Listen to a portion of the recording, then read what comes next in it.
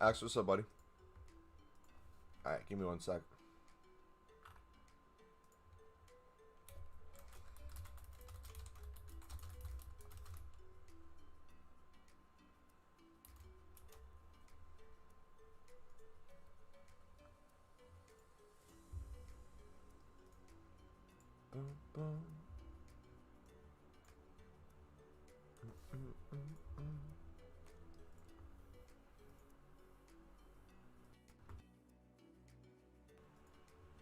How we doing?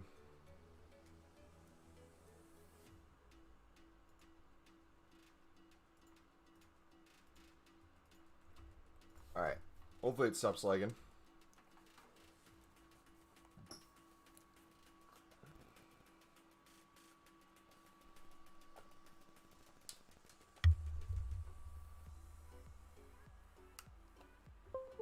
Jacob, what's up, buddy?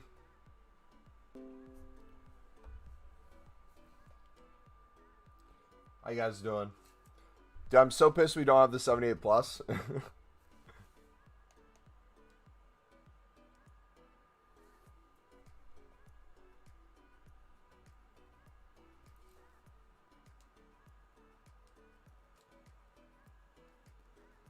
What trading methods are working for quick flips at the moment? I'm just getting on, so we'll take a look. I've been selling on silvers today for the daily SBC. That's been working really well.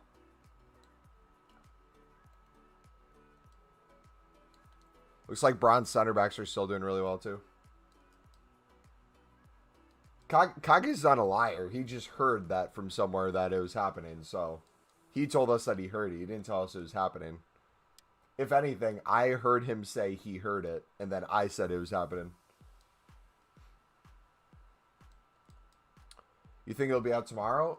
Do you remember when they dropped the last one? I think it was like halfway through the week, if I remember correctly.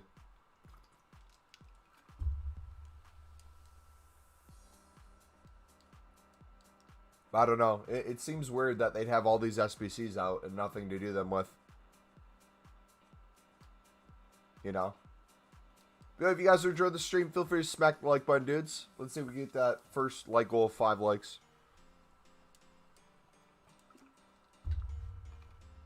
We have a lot of things in our club to sell on too. We were gonna try to be on 2 mil by the end of today. I don't know if that's possible, just because it's going to take a lot to sell the stuff on. But I'm kind of curious to see if we can get into the top 100 for club. I'll show you what I mean by that. Club value, I believe we were 100,000 off. Or 100 million off. I don't know what they go by. So we're at 232,000. What is 100?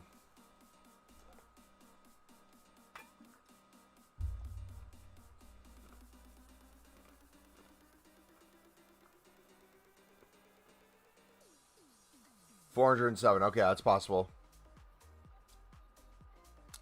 Sorry I haven't been in the streams recently. Since then, I've been to Old Trafford 5 times and saw Ronaldo score a last-minute winner against Villarreal. GG, buddy. How was that? I bet it was a crazy experience. Dave Zoe, what's up, buddy? 900K, what investments can I do? I'm going to link you my trading playlist, buddy. These are all the methods that I've done so far. A lot of them are lower end, but I'd still recommend them for coins. I mean, I have probably 2 million coins now, and I still do it.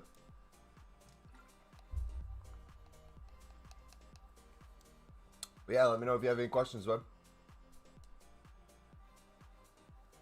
You almost died? Dude, if that was Sunderland for me, my soul probably would have left my body.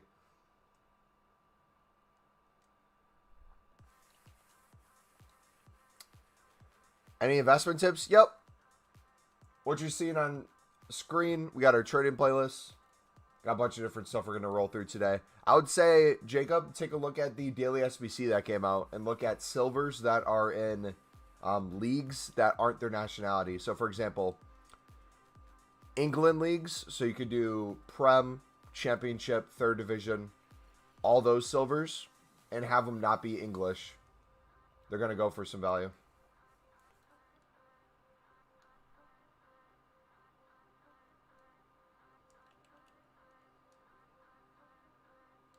Beak, what's up, bud? An Xbox Rare Bronze center backs are only 200. I would look for different tips then, man. I would look at silvers then and see if different nationalities are going for different prices. Because sadly, the Xbox market isn't as strong as PlayStation. Dude, what? Wait, why is this working so well right now? Does anyone else see this?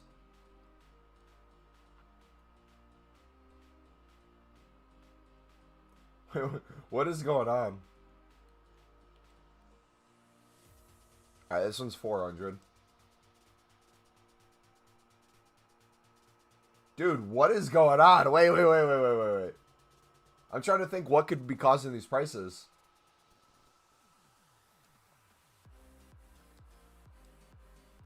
I'm so confused.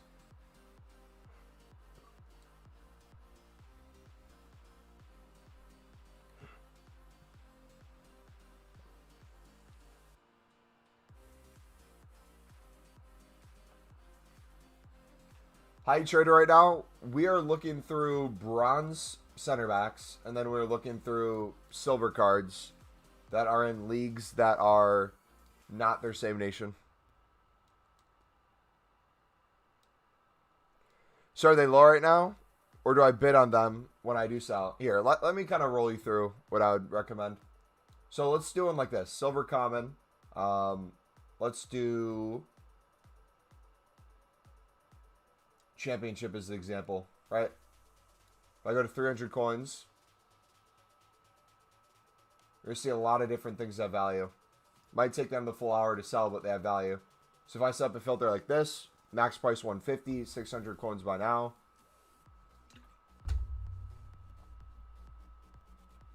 You can see certain cards that we can pick up to see if it would be a good flip. This one, you can sell within the hour for 500. I'll pick them up for 200. This CDM, he has a 700 buy now minimum. Looks like 400 within the hour. If you pick them up for 200, you can flip them for double coins.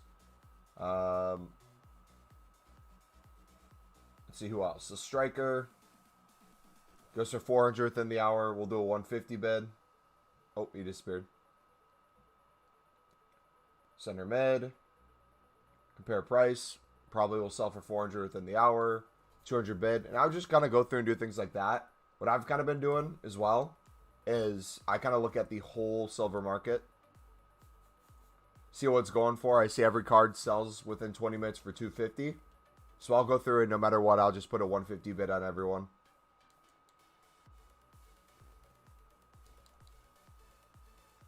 Because I know no matter what, I can make at least 100 coins. Now, you might get outbid quite a bit. This is why I typically do 200. But this works really well if you're still learning prices.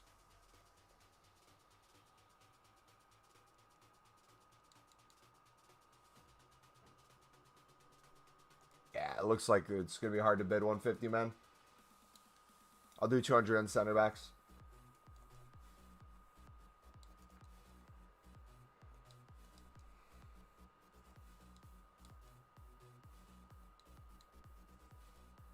Have you made adjustments to my squad? Not really. I was hoping we'd have an SBC today that we could do repeatable, so that we could do some SBCs that are out.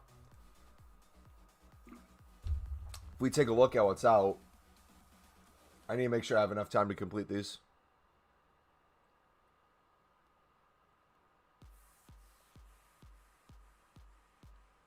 So we got 4 days for Ronaldo. We'll be doing him. Ronaldo, we don't care about. Myron will get done. Koulibaly doesn't really matter. Benzema, we have plenty of time to do if we want to do him. So we're good on time regardless of if we get a repeatable. We got the newcomers challenge. Dude, I was so pissed that was the newcomers challenge today, man.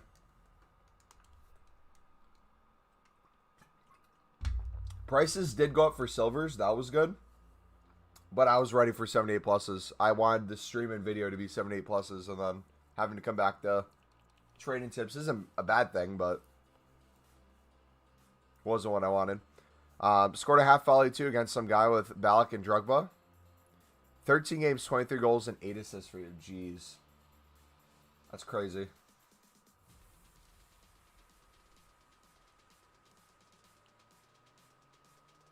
The Xbox market is so dead. I have to bid 150 on all silvers. Jacob, what I'd recommend, buddy, is if the Xbox market isn't working for these methods, the best route you could probably go in general is to use Footbin to see what silver cards do have value. If you notice a trend with nationalities having value, I would focus your trading around that, because that's probably what's going to make you a lot of coins.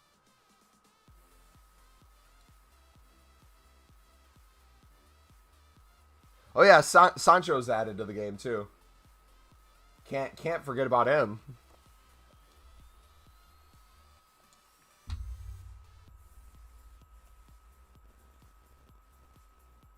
It sucks though. Like they got a once watch Sancho, but he's not really usable. Because for him to get upgraded, man, you have to win 5 games.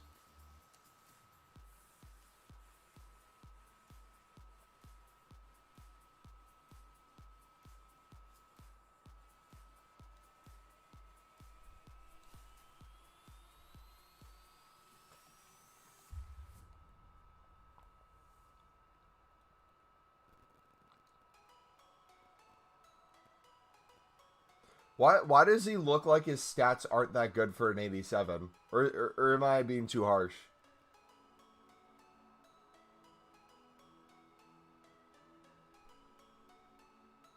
Like, he doesn't look like an 87. I don't know what way to put it. Like, besides dribbling.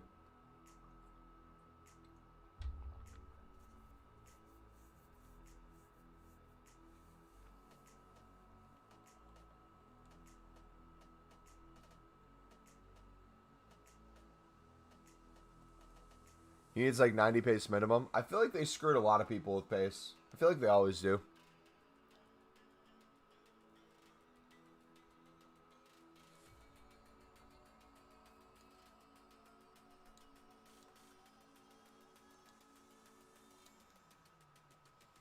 Any gold cards to invest in? You could always do for repeatable SBCs like common golds and rare golds, but you'd have to wait to see when those would come out, so I'd be careful with that.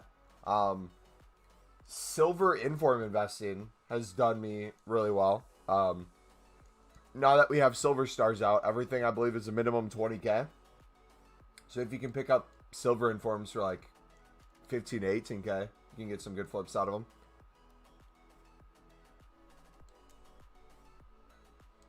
Gold informs too. If you know kind of when to pick up a gold inform depending on its price, you can get a lot of higher end ones or higher rated ones for cheap towards the end of the week. Lukaku is so low.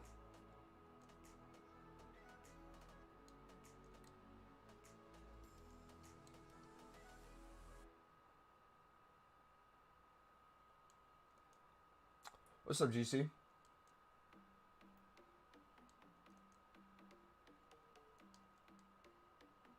What football club do you think FIFA supports if you had to pick one? In the Prem. Like, who do they favor a lot?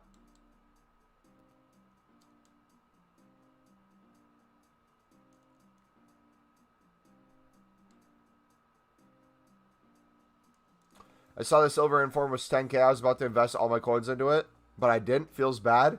Dude, I sold my 20 silver informs the day before the silver game mode came out. They definitely support City. What's up, WSM? Lads, help me out. Ferland Mendy or Theo Hernandez? I want to get Theo in my squad. I've heard great things about Mendy, though. Theo's a little cheaper, so if you wanted to try the cheaper option out and see if you'd even need to get the upgrade, that'd be the route I would personally go. But depends on what your team looks like, right? Any good trading methods with a 600k budget? Yep, I'm going to link you my trading playlist. I'd recommend anyone do this who has literally probably less than 2 million coins. It's just a good way of constantly having your club filled and being able to take advantage of it.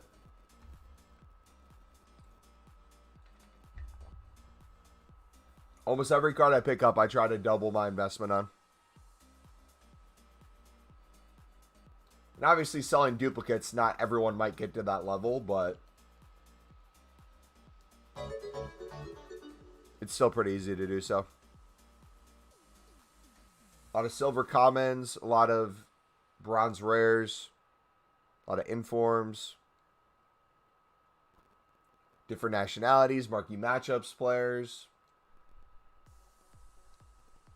I got 10 million. Sorry, methods are rubbish. Beak. Yeah. Yeah, you got 10 million, bro. You wanna screenshot that? Good, sir. But Theo, if you're poor like me.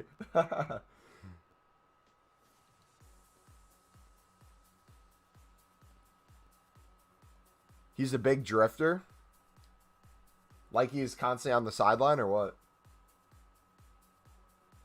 Because I don't know how I'm going to play him in my team when I do get him. But I want to have a French left back. I want to have French center backs and a French goalie. Building into my midfield of Pogba linking to Rashford. And then most likely Sissoko or someone at the CM spot. Along with, I don't even know who I do up top. Neymar or Mbappe. Eventually. I want to get Neymar and Mbappe in but after Black Friday. But I don't know what to do beforehand. I think I'm going to do Wijnaldum. His one's to watch. And then get another player somewhere. I don't know exactly how.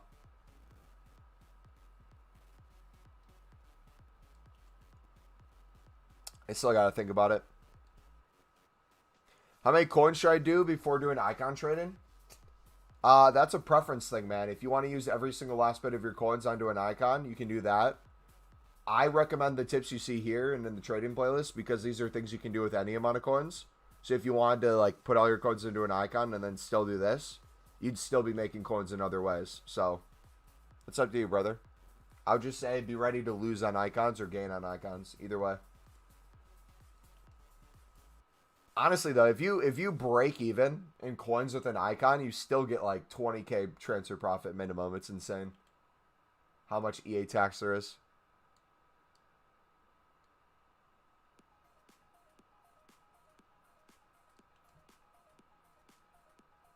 Trading tip, bronze rare center back bidding and silver common center back bidding are what we're focusing on today.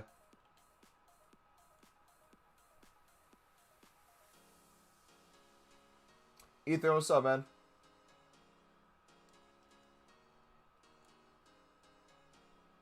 Yeah, if you guys have any questions on the methods, feel free to let me know in chat. We're just kind of filling our club at the moment and selling duplicates and making some coins while we're at it.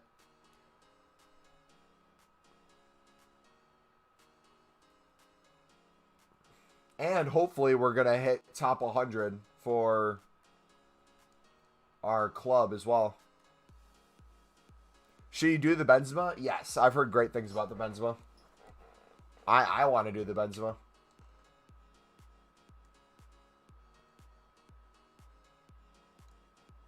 The logic I use with bronzes and silvers, guys, is they're such low value in terms of like the normal card.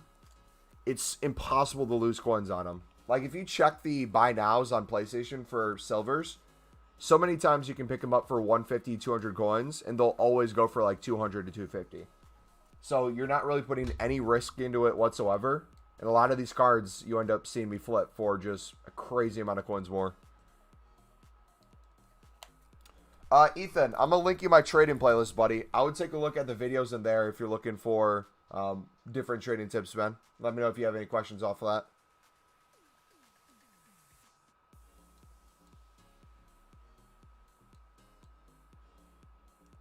Alright, realistically, we should be able to get to, I think, 350 mil today for club.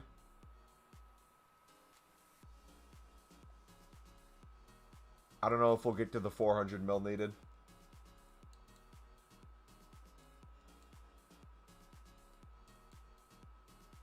I want to see how they calculate value as well. That'd be interesting. I have 22K. I'm trying to trade on silvers, but will be great when the League SBCs arrive. Dude, I'm telling you, League SBCs are some of the most fun you'll ever have trading. It's a great time. All right, what are we at currently?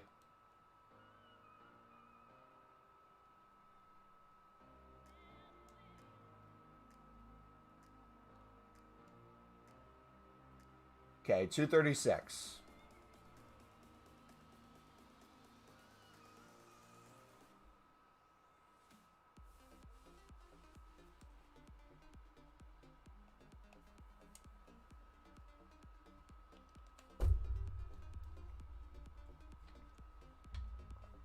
When do I think the League SBCs will drop? I think after the Team 1 and Team 2 come together for ones to watch. I think we'll see a UEFA Champions League promo for the Road to the Final cards. And during that time, we'll see the introduction of, like last year, the Champions League SBC. We'll see Sudamericana and Libertadores added as well. Yo, if you guys are enjoying the stream, feel free to smack the like button, dudes. Let's see if we can get to 10 likes. If you guys are new to the channel and you enjoy the stream, we stream every single day doing our daily RTG. And then we also have trading tip and not League SBCs, SBC videos in general that we make every day too. So if that seems at all appealing to you guys, feel free to subscribe.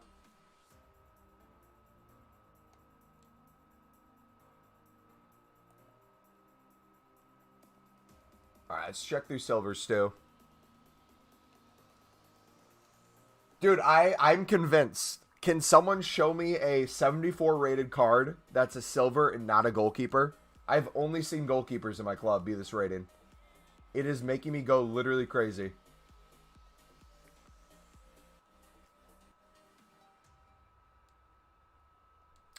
Do you try real market trading like this? Yeah, I do stock market if that's what you're asking.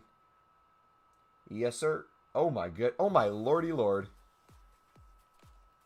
We'll do 1.2. We won't get too greedy. I wish trade pile was bigger than 100. Me and you both, brother. Me and you both. Do we have to go back to goalkeeper trading today? Dude, no. No, please. No. No. Guys. Is Cameron here?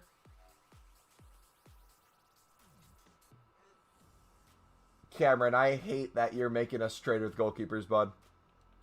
I hate that it works.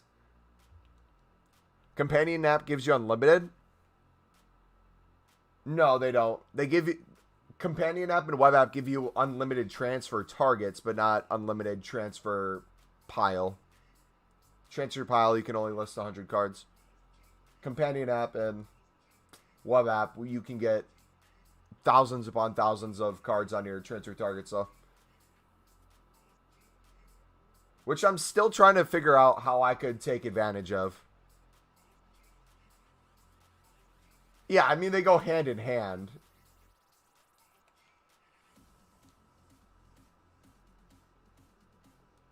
Anime is goated. I love your name, bud.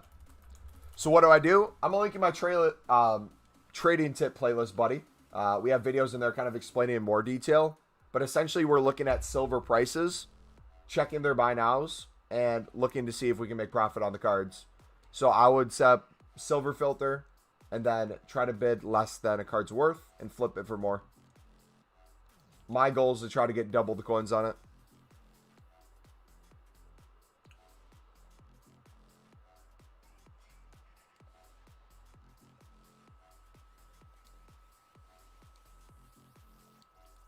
All right, let's double check goalkeeper prices because this doesn't seem real.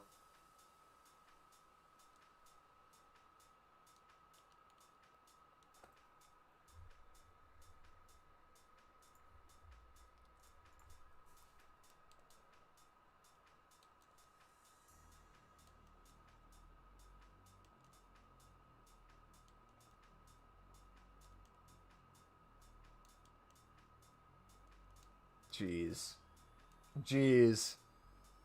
Anyone tried Di Natale? I've heard great things about him. I haven't used him myself. Insigne should be worth way more than he is. What position does he play?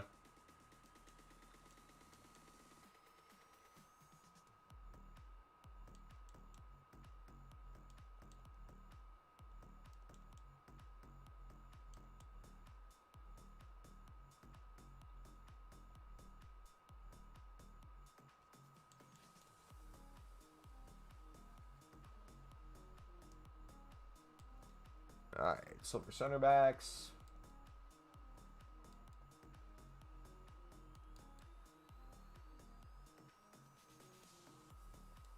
It's a left wing. Ooh. Dang it. I was going to say I could try to get him in my team. But Rashford's there.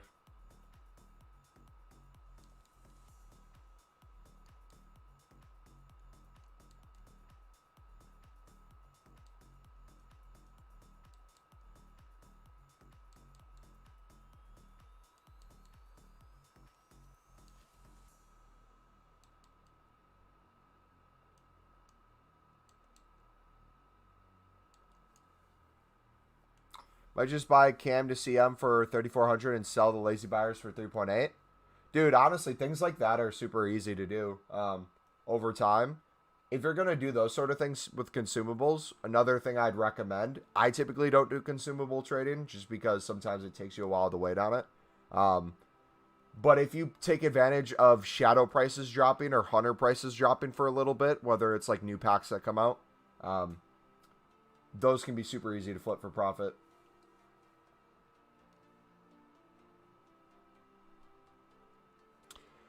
I've lost a little bit of motivation with silver trading. I need motivation. Let's see. What could we motivate you with?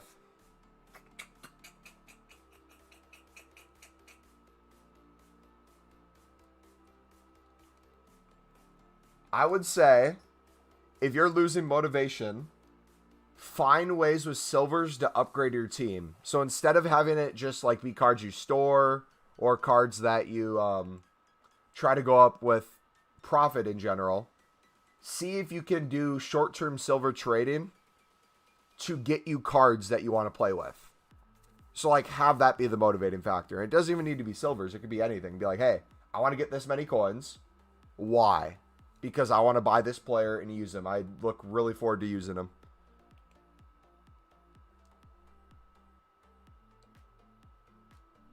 I'll send you my team in Discord DMs. Tell me what should I improve on in your opinion. Okay.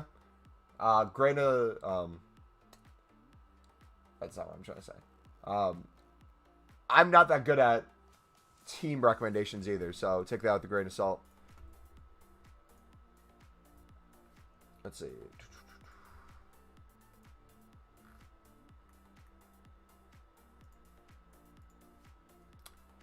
Mertens, Insigne, Sane, Kessie, Chan, Hernandez, Tamari, Klosterman, St. Justy, Mbabu, Glasgow. Ooh. Solid hybrid. How many coins do you have to work with?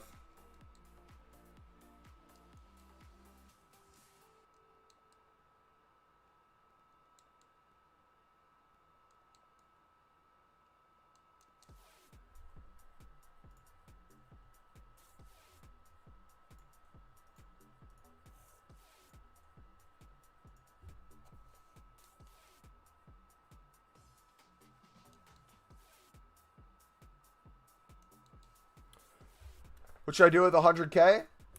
Tim, I'd recommend all these tips in the trading playlist, buddy. I'll link that in chat right now. This is one of them, silver center backs. If you're on PlayStation. What console are you on?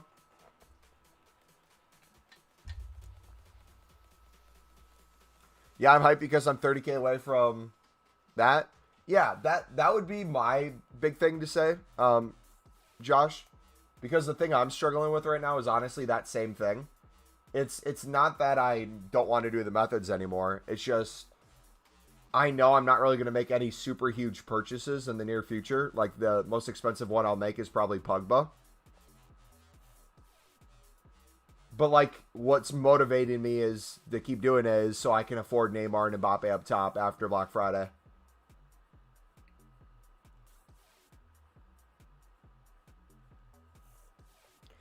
Silver Works on Xbox. Just wait to sell at marquee matchups. Works wonders. Yep. You just have to check which nationalities work or which leagues work. It gives it that little extra market push that PlayStation doesn't need, right?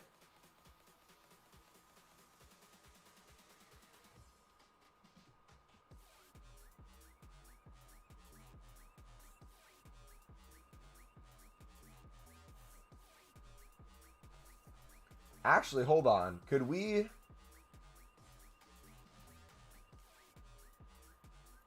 Gold rare, Serie A.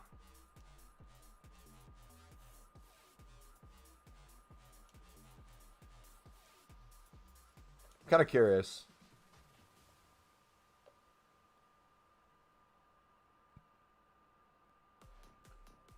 If we played Insigne as a center mid on 7 chem,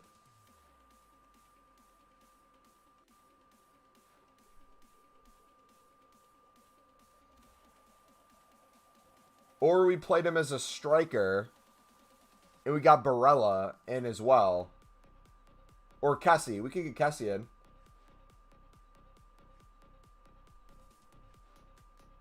Would that be an improvement? So we'd get rid of Chan, Zachariah, and Bellingham, and we'd get Pogba. We'd get the French back line.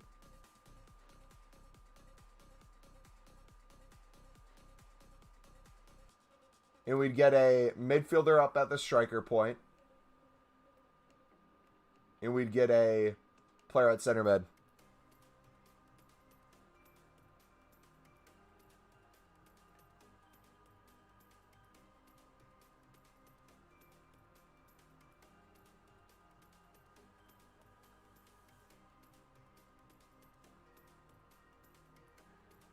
All right, we'll look into that in the future then. How much is Pogba right now? Is he getting close to 100K? Because I really want to try to get him under 100K.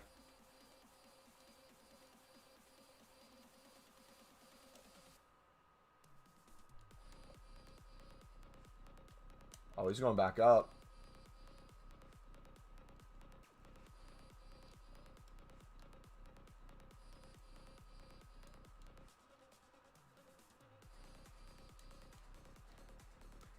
TT, what's up, buddy? Alright, we'll keep an eye on that. I think that would be cool for this team. I saw the title. LOL, as a FIFA player in need. Welcome, buddy. What console are you on, Fixed them?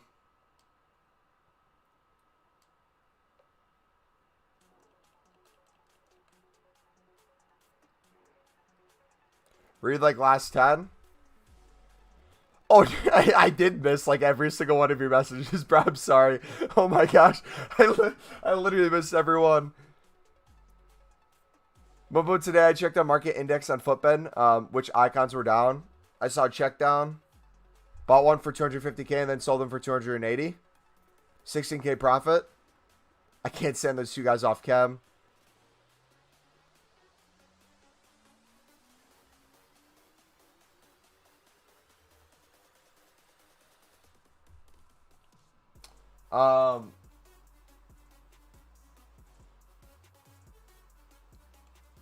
Yeah, if I did icon trading, I'd have to look at Footbin 100% because I wouldn't trust myself with prices.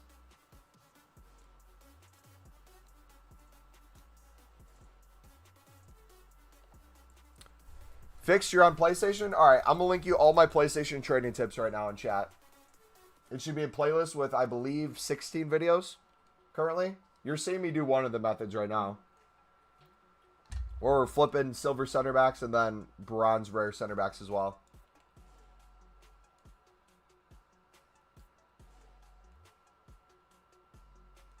These have been my favorite methods to do so far this year. I used Logan and he is not it for me. I sold him and bought KDB, which this year is a very good. Pogba feels too sluggish and his body type is not good this year. Is it not? Interesting. I love Pogba when I initially used him. Maybe it was just because it was against starter teams.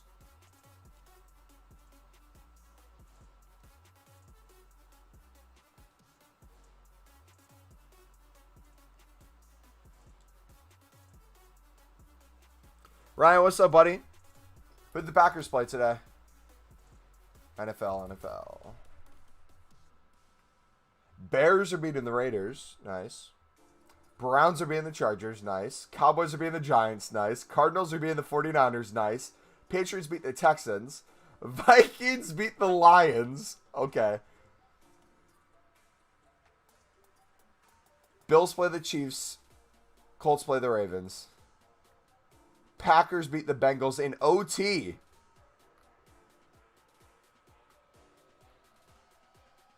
GG. I'll have to watch the highlights. Pogba's average in my opinion. So I guess the question is, I'll ask you, chat, because I feel like we got a diversity of opinions in chat when it comes to players.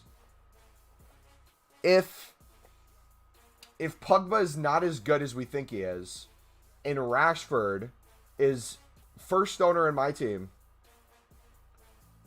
realistically, to remove Rashford from my squad, I would want to get Neymar and Mbappe up top, right? Realistically, that's the goal. So in the meantime, if we're going to use Rashford and take advantage of Rashford, and we're not going to get Pogba, what midfielders should we get around him? We probably need what? A defensive mid? A box-to-box? Kante's out of the option. It needs to be probably cards under 50k, most likely. Because I don't want anything super expensive until Neymar and Mbappe. Because we were going to do the French back line into Pogba, but we could do that into Sissoko too.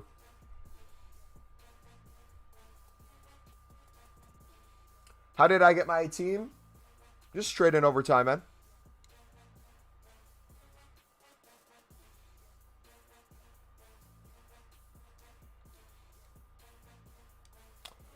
Whenever you do the silver methods, you're only making like 50 per card. I would recommend, if you're struggling to make a lot of coins on flipping, always compare price beforehand to see if the cards you're picking up actually go for their value. So, for example, if I look at this center back, if I'm going to bid 200, can I flip them for 400 plus? Looks like I can, so I'm going to bid on them. Just kind of doing that over time is going to make it easier to understand what has value and why it has value. I just personally don't care how much I make on a card. If I make 50 coins, sweet. If I make 1,000 coins, sweet. I just like picking up a bunch of them. Renato's a beast. I really want to get Renato in, yeah. Actually, hold on. If we did... Wait. We could link Renato to Wijnaldum. Hold on. Player of the Month League 1 striker into Sanchez and Wijnaldum. But then Rashford has no one.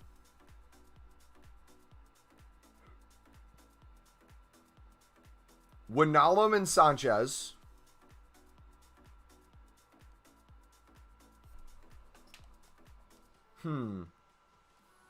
Any Man U midfielders? Yeah, this is so hard. My team is so mixed.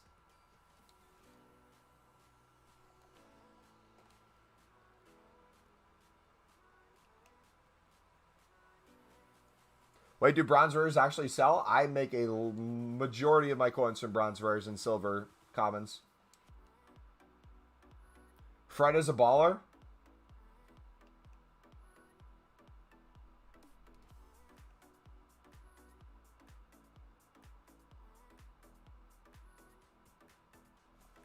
Wait. Hear me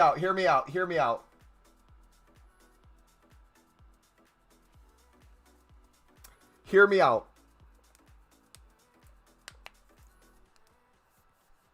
Does anyone know where I'm going with this? League 1 silver and bronze rares were selling for 2K plus yesterday? Hey. Is anyone thinking what I'm thinking?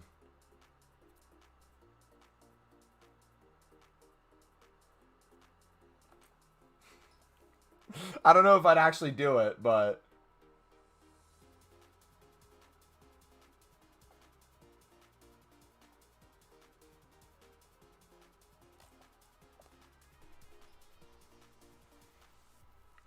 Bruno Renato Wijnaldum.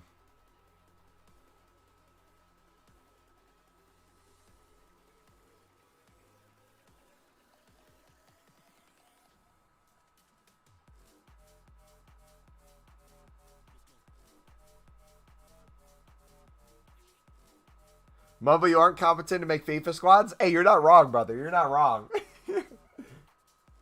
All right, if people want to screenshot this, get back to me. We can discuss it. This is what I'm hoping for. To keep Rashford in. Somehow to get Wijnaldum in. Probably remove Bellingham, Chan, Zachariah, and my back line and goalkeeper, leaving these three on the side. So essentially everyone out but Rashford. And we'll sell these and get money back. This is untradeable, so we might have him coming off the bench, but typically Dybala's their striker. Case is out wide. Rashford's out wide. Unless, hold on.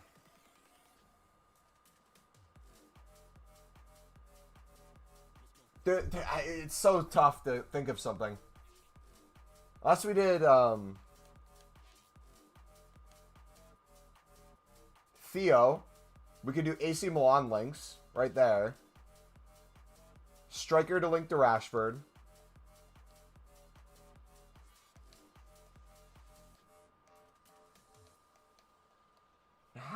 It's so tough.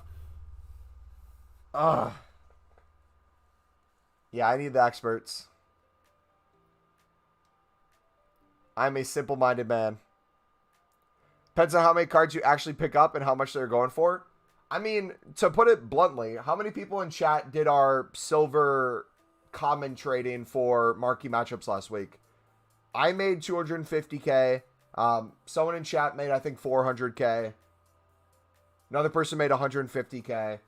All of us really cashed out when it came to marquee matchups flipping.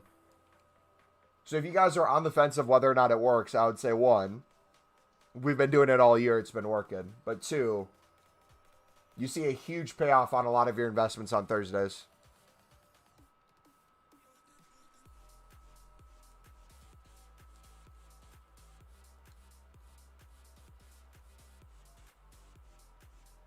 Best way to make coins right now? What console are you on, RB?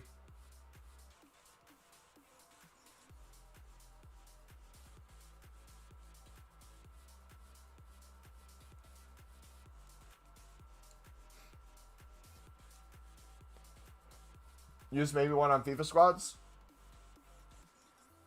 Alright, let's take a look.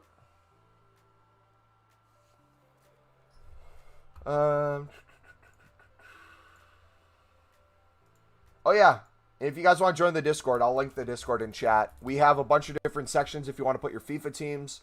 We have a FIFA team one. If you want to talk about IRL football, we have a channel for that. We have pack pull section. Got a bunch of fun stuff in there.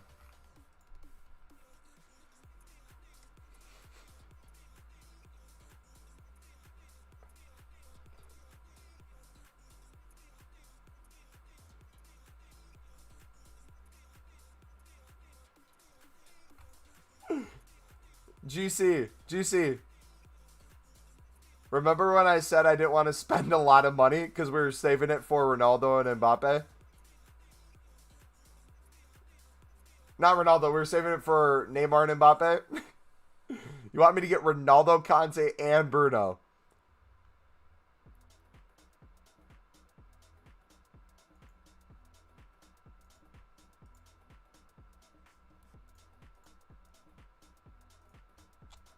We'll most likely see Champions League SBC and the Lib ones, Lib and Sud, within the next couple weeks. Is BPM working at the moment? Let's take a look.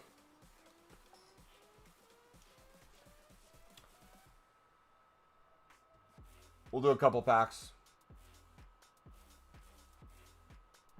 This is also a good way to see what bronzes have value currently, too. It's a good way of thinking of trading tips. Yo, Mumbo, how you doing? I brought an Inform Osmin, and he's underrated. And I'm 5-0 in Champs Qualify. Nice. What is with Manchester United young players being from the Netherlands? All right, 700 coins.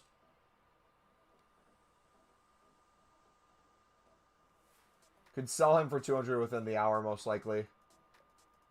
Might just keep him for now. Goalkeeper. Sam, we'll keep him. 234 coins. Discarded. All right, a little bit of value on that one. Yes, flipping silver, commons, and bronzes is a really good way of making coins, buddy. I'll link you my trading playlist in chat. That's essentially all I've been doing to make my coins. We got bronze rare tutorials. We have silver common tutorials. We have center back tutorials. Bunch of different tutorials on what to trade with. All right, Liga and Max cards typically have some value. Let's see if this holds true. All right, doesn't sell. Sells within the hour. We'll take 200 for that.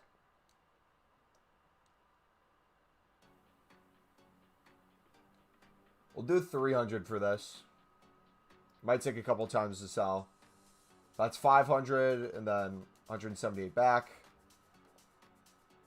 So they're not the greatest right now, but I would personally do bidding instead of bronze packs for bronzes.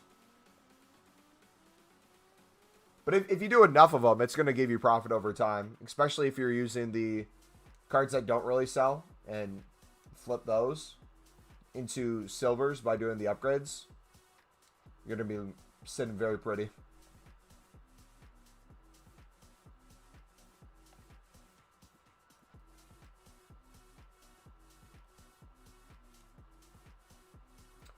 Josh, I'd recommend getting creative, buddy. Marquee matchups trading. We can do Romania.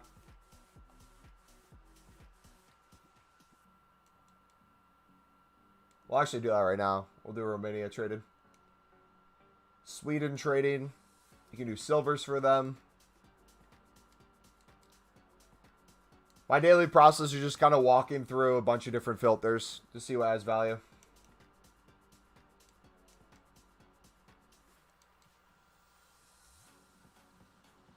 Yeah, so we have the basic ones we fall back on, as always, but then it's kind of just adjusting and seeing what we can do.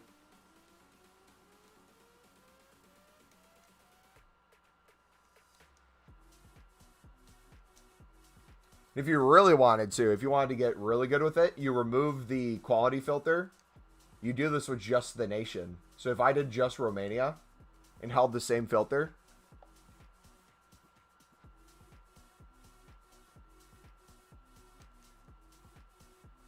you do it with silvers, you do it with rares, even in some common bronzes you might be able to flip.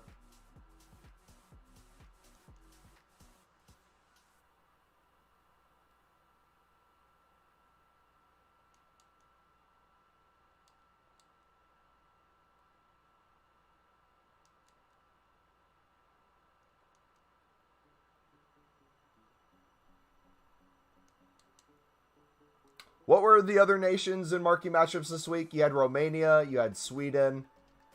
Was there Colombia at all?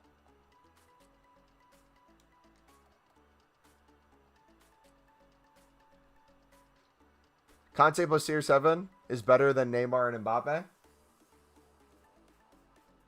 I mean, I'm not saying you're wrong, but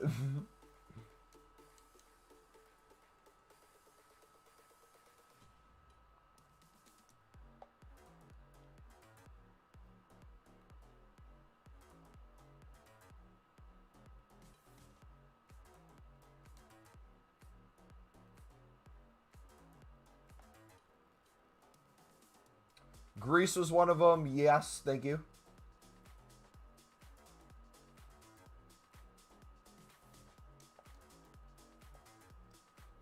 There we go.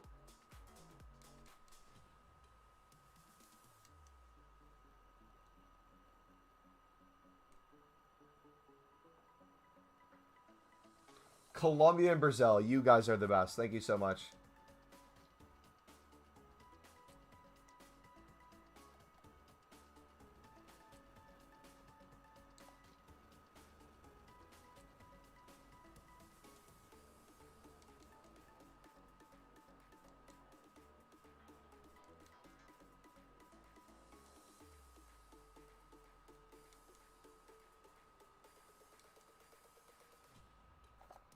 It's so hard to pass up on all the lib cards and stud cards right now. I just need to get in the habit of just bidding on them and storing them.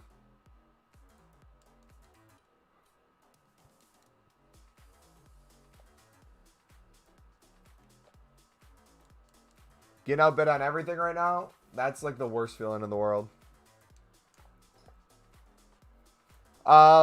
Josh, I have a challenge for you, buddy. I want you to see if you can come up with a filter on your own that is different from kind of what we're doing. I want to see if you can try to like make it make sense logically. So if you want to use like flipping or something to see like what players might have high value or what nations might be high, you could do something like that. But I'm kind of looking for random filters that for no apparent reason seem to work. You want to try to dig a little bit? Test some stuff out. Maybe like left wings, right wings, something like that. Because they're not in every formation. But when they are, I would assume they have value for SBCs. Then also, too, there's a chance that you might have people off position. I don't know how many people would actually change a silver's position, but who knows? Actually, I might try that right now. I'll try it for you, Josh, if you want. You got to have a look, too? All right. Sweet. I won't bid on anything. I'm just kind of curious what it looks like.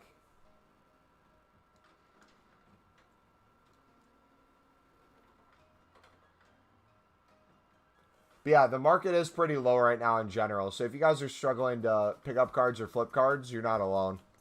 But this is a bidder's market then. Everything's on discount is the way I'd look at it. Alright, let's see what the lowest price is for left wings, right wings.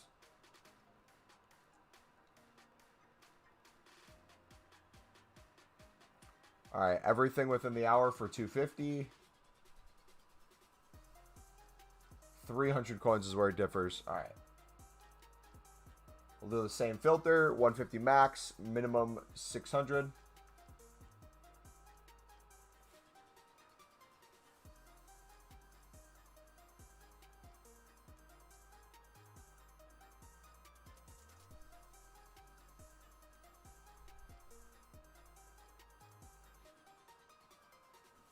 It's probably limited cards too, so might be harder to pick these up, but I feel like in the evening, if there's less of them on the market, they might rise more in price too.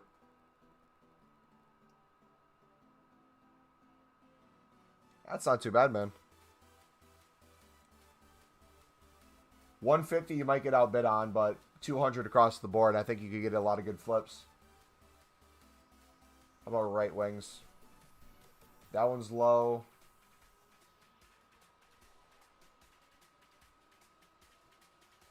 That one's low.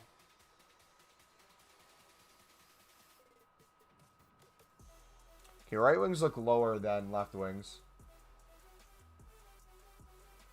When do silvers typically rise? Oof. Every day, man. Daily SBCs, you see them rise. You see them mainly go crazy up on marquee matchups. So Thursdays is typically the best day. But throughout the week is when I will just bid on cards, store them, and then sell duplicates. And then anytime I see something up during the week, I will then go and sell all those on. So I would say there's not really a typical day. It's just kind of looking at Footbin and looking at the cards you currently have and seeing what is up in value and taking advantage of that. Again, a lot of it is due to just not a lot of these cards on the market. There's very little supply compared to golds. So a lot of them don't even need that crazy of stuff to happen for it to go up in price. It could be as simple as if you're bidding 150 on a bunch of silvers and people see that you're bidding 150 and they start bidding 200. That buy now will just slowly go over time if people start bidding 200 instead. So those cards that you picked up for 150, having the buy nows be 250 might now organically go to 300. And you're able to double the coins on the cards you picked up. Yo, thank you for whoever just subscribed. Welcome to the Elite Army fam. Yeah, bronzes look really low right now.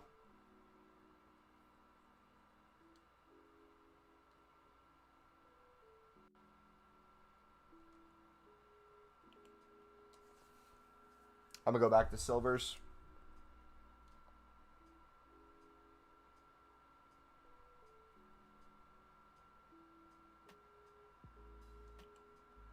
All right, I got to deliver some papers real quick to my mom. I'll be right back. BRB, dudes.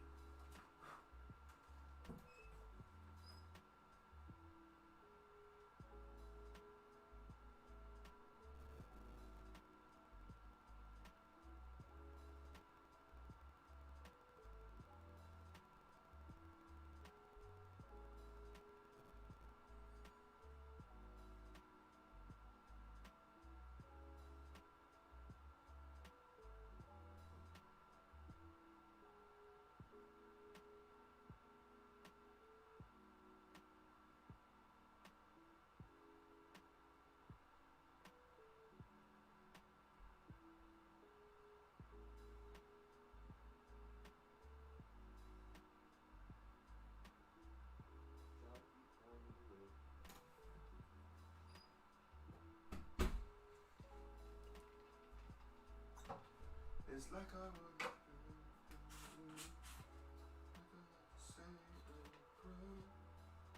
sorry that I let you down.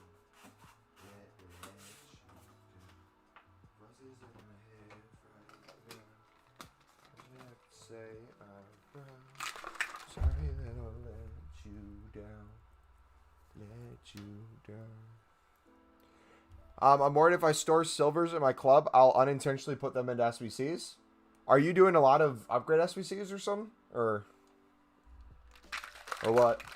My biggest fear when it comes to doing silver stars, the informs we get every single week, is I feel like I'm gonna accidentally rinse those into upgrade packs once League SBCs are out.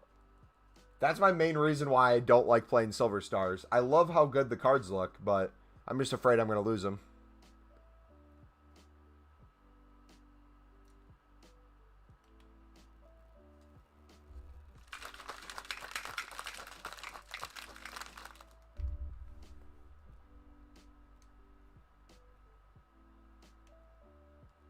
There we go.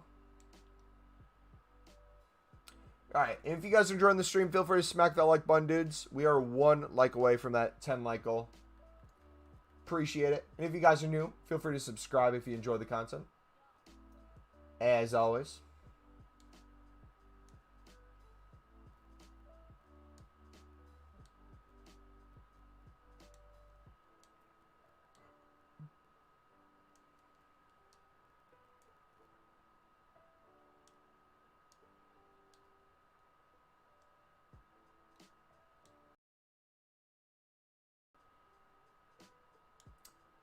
Something that, like, I'm still trying to get over myself, guys, and it's honestly probably one of the hardest things of trading. Oh, we're lagging. Give me a sec. I make sure the stream's good.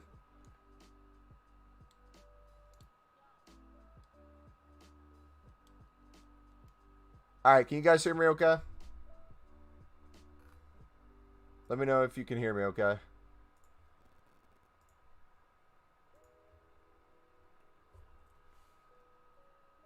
So my whole team might buy an icon, OP icon for 750 with the remainder 100k Rebuild because icons will go up 100%. It's not a bad idea. Yo, Christopher, thank you for the sub, bud. Christopher. Wait, did you sub the other day, Christopher?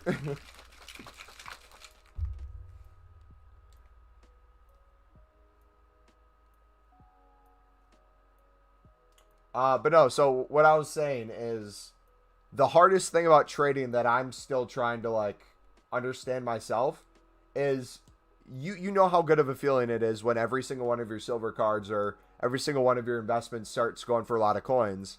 And I think the thing that sucks is when the market goes back down, we have this idea of that short-term memory where you don't see things selling or you don't see things happening quick enough. And it kind of demotivates you to not want to grind. When in reality, we all see what happens on Thursdays or randomly throughout the week when silvers will go up crazy in price. And I don't know how you guys think about it, but my initial thought is no matter how many cards I have in my club, it could be 100, 200, 300, 1,000. My instant thought anytime things are selling is, dang it, I wish I would have picked up more cards, right? I wish I would have did more of this.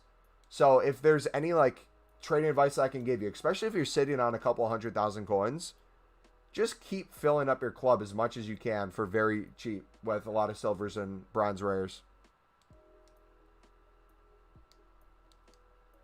Maximize that feeling on Thursdays or randomly throughout the week when things go up. Even if it's hard to sell things on right now, right? Even if you're not making as much coins, if you're trying to sell duplicates, that's fine. Even if you have to hold some, not really sell it, that's fine. Because if you understand the psychology behind the fact that these cards get bought no matter what, maybe not at the price you want it to be at the moment, but they will get bought, it allows you to be able to continue doing it for that reason.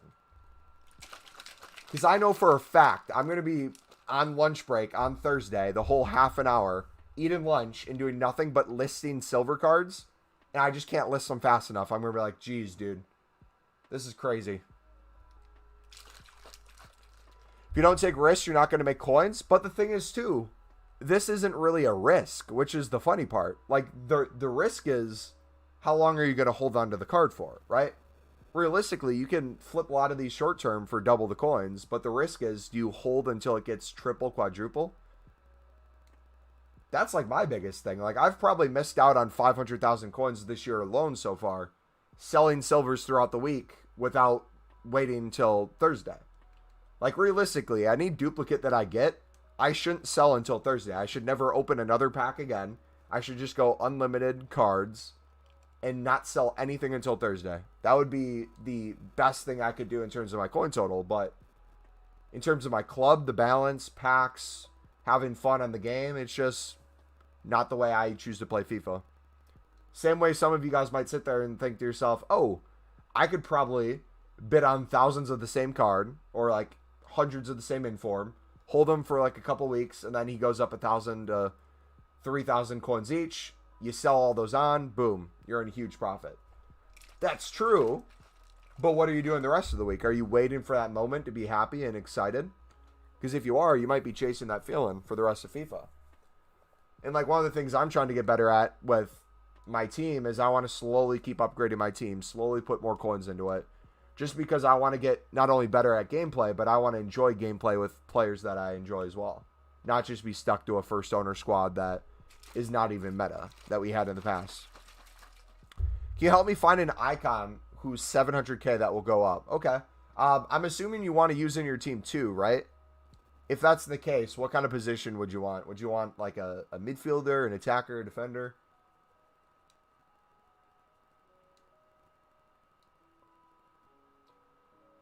Any questions you have on icons, I would always resort to Footbin to kind of see what its price has been at. That way you kind of can get an idea of where it might go. I can only speculate. I don't know too much about prices. Striker or winger? All right, bro. Let's take a look. And see, honestly, the reason why I want to grind as hard as I do this year is for that reason.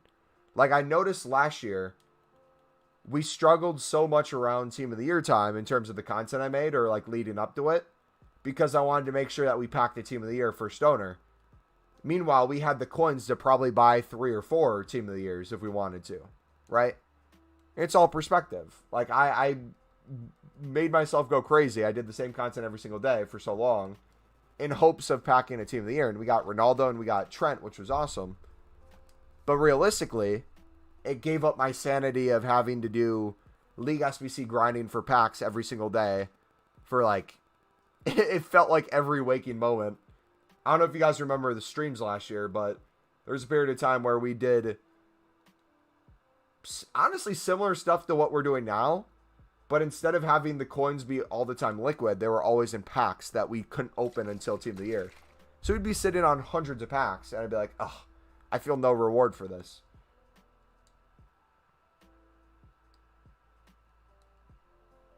All right, let's take a look. You're looking at mid-Henri. It's not a bad shout. We'll do this. We'll do icons, forwards, and we'll do a minimum of 500,000.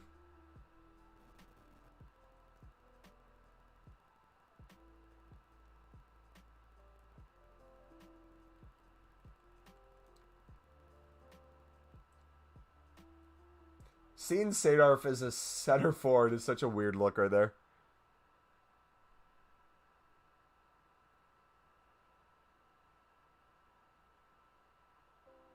All right, obviously you got the expensive dudes.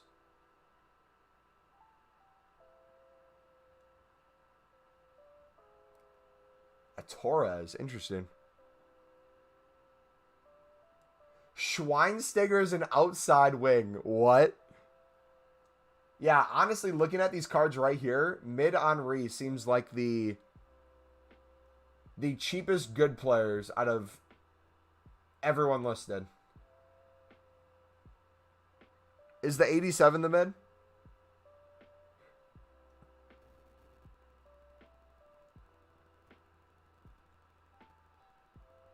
The Torres looks decently nice too. I bet this guy could like get below 650.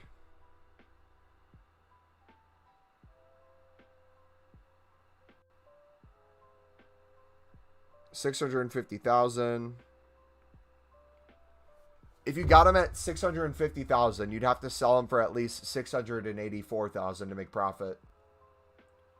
And realistically, with more coins added onto the market, I could really see him getting potentially above 700,000. I guess the question is with heroes this year, though, how likely are people going to be to get the heroes instead of informs or vice versa? Or even his 90 rated card, right? If this gets below 1 million, like let's say this gets down to 900,000, would you pay 900,000 for this card over 650 for the other one? Because it's a lot better shot and passing is the main things, and even physical.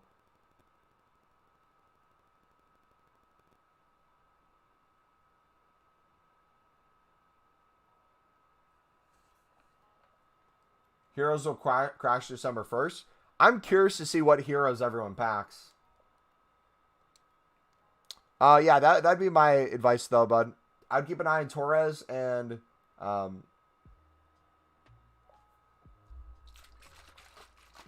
Torres and Henri is the two of them.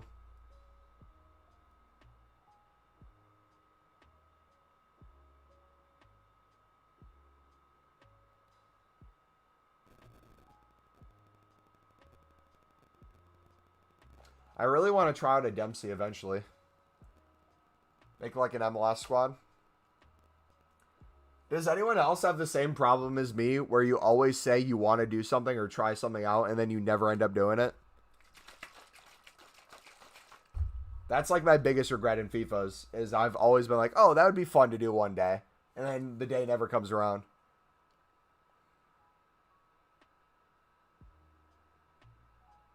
Thanks. Have a good day. You too, buddy. Let me know if you snipe one for ever a good deal.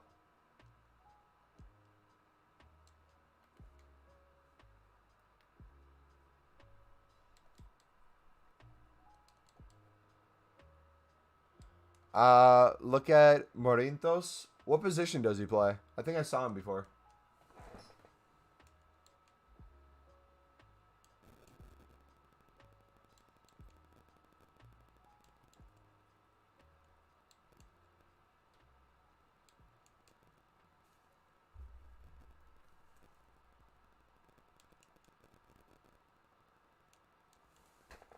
Man, what time of the day are rare bronzes best to pick up? UK time? I would say, UK is tricky because I typically take advantage of when you guys go to bed to sell a lot of players on. I would say there's not really a specific time to pick them up. It's a specific time to sell. So if you're picking them up when they're cheap, if you see you can pick up things for 150 on bid, sweet, do it. But then I would kind of just, before you go to bed, if you're someone who stays up late, or I don't know what time it is currently for you, but I would just kind of like check the market before you go to bed, or like an hour before. A lot of the times it's going to be SBCs that cause the cards to go up, so new content can be great for that as well. So 6 p.m. UK will be fantastic. But the less cards on the market will also help. So as people start going to bed.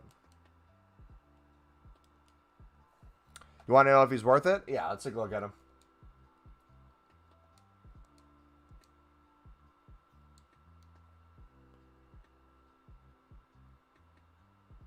Dude, this actually looks like a really solid card. 6-1-4-4. Power header, chip shot. Really good shooting stats.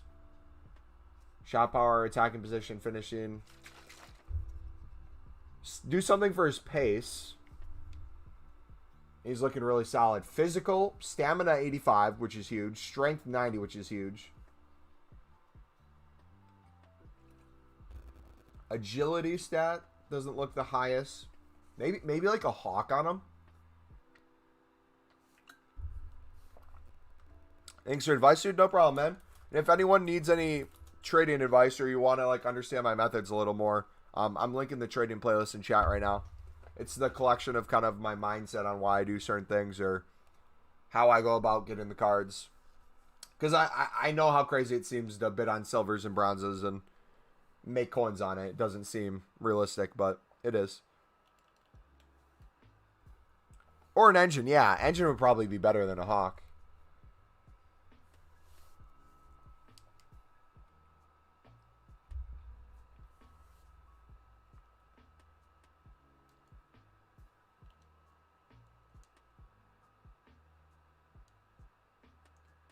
Who said they flipped the check? I forget who said they flipped the check.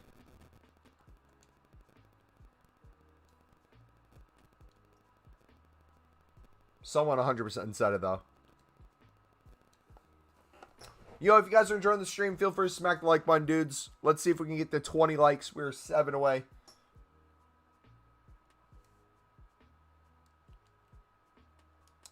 Your methods sound the most boring and by far made me the most. Well, dude, like, the most boring ones to do are the best methods because, one, less people will do them because it's boring. But realistically, you don't want the fancy, flashy methods because they could also like lose you a lot as well. The things that only work in the moment, you're constantly going to look for that next thing to do.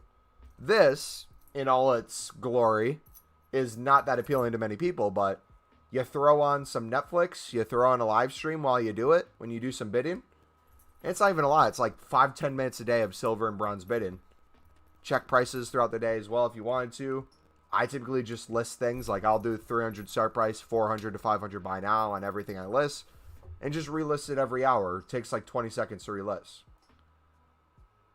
And it makes me like 25 to 50K easily throughout the workday. I don't even have to think about it. The most I have to think about is if everything's selling, I go, oh crap, how do I list now? Do I have to go card by card? I've never once thought to myself, dang it, I'm not going to make coins doing this. My only thought I've ever had is, crap, dude, I could have made so much more. And, like, that's the biggest thing this year compared to last year for me, is last year I would really only want to bid 150. For some reason, like, my mentality wouldn't let me bid 200. And I ended up missing out on probably tens of thousands of cards that I could have easily flipped for money as well. So I'm not surprised that I probably have more coins right now than I did last year, even though I packed Neymar last year, just because I'm picking up a lot more cards for 200 rather than just only picking up a fraction of them for 150. I'd rather make a little less coins per card, but pick up a lot more cards, than make a lot more coins per card and pick up way less cards. I think I said that right.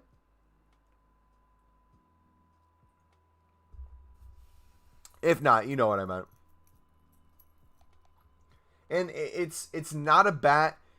Having the 150 mentality is not necessarily a bad thing. It's just a limiting thing, right?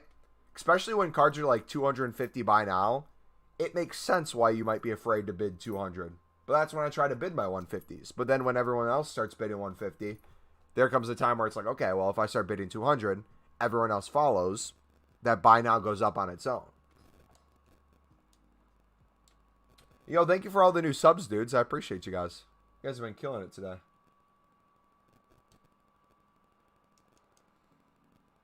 Like, let me go through and bid 150 on as many cards as I can right now to see if it works.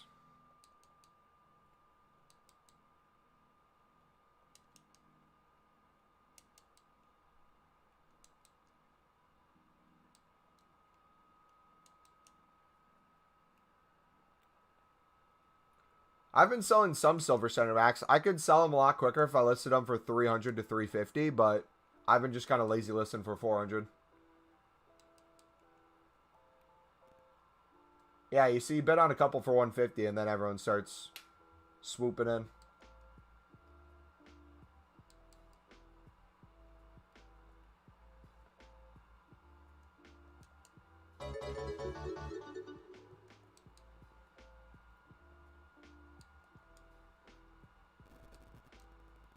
Jort, thank you for the sub, buddy.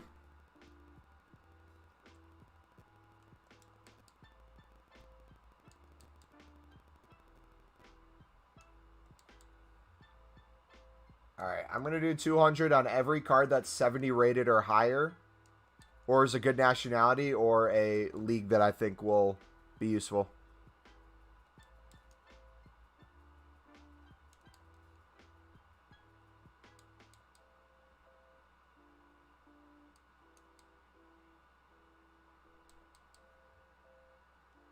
Or a good position, too.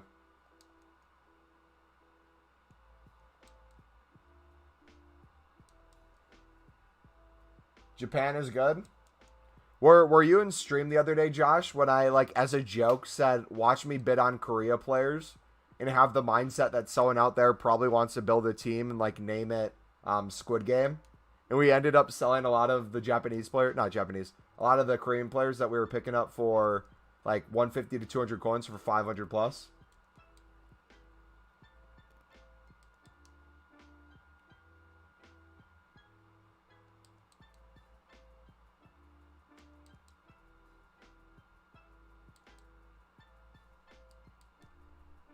But yeah, no, so my plan too is I'm doing this early on. I'll be doing this throughout the year, but in terms of like streams, you'll see a lot more packs and a lot more League SBCs implemented into the streams, not just strictly this.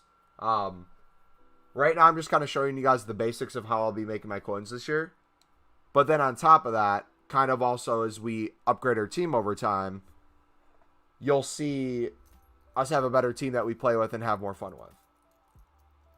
Because I know last year where I felt like the streams went wrong was we hit a point when League SBCs came out. I kind of put my head down. I'm like, I'm not going to worry about any promo.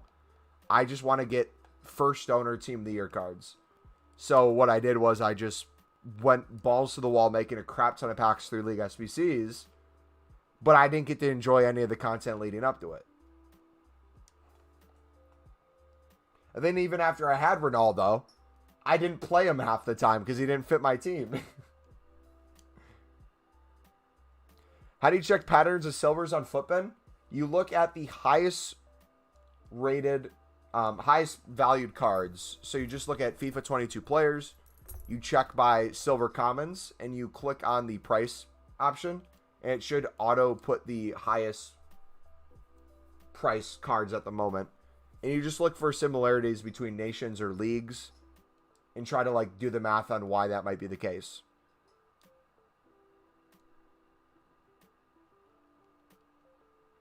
When bidding on silvers and bronzes, is it better to stay away from the main nations? I would say they have more competition, but not as much as you think, buddy. For 150 bids, it might be hard to pick them up, but you'd be surprised on how many like French or Brazil players you could pick up for 200 and just flip for crazy prices throughout the week. So I would say don't shy away from doing top nations, but don't exclude them either, or don't completely focus on them. Like the best filters I found are the ones like this where you include all card types for silvers, all positions, all nations, all leagues, rather than breaking them up individually, because then you see a lot of cards in the last couple seconds that you can win, compared to like maybe you're 5 bids into French cards and you have 5 minutes that you're waiting on it to sell. Yeah, France is typically the most competition. The rest you can get away with. Like Netherlands cards, I can probably pick up quite a few. But like this is a good way of checking like player values, right? Like you compare price, I see, oh, looks like this is an Argentine goalkeeper. He's not really selling for 400 coins right now. But this Israel card, I can pick up for 150 and double within the hour. He might take the whole hour to sell, but it's possible.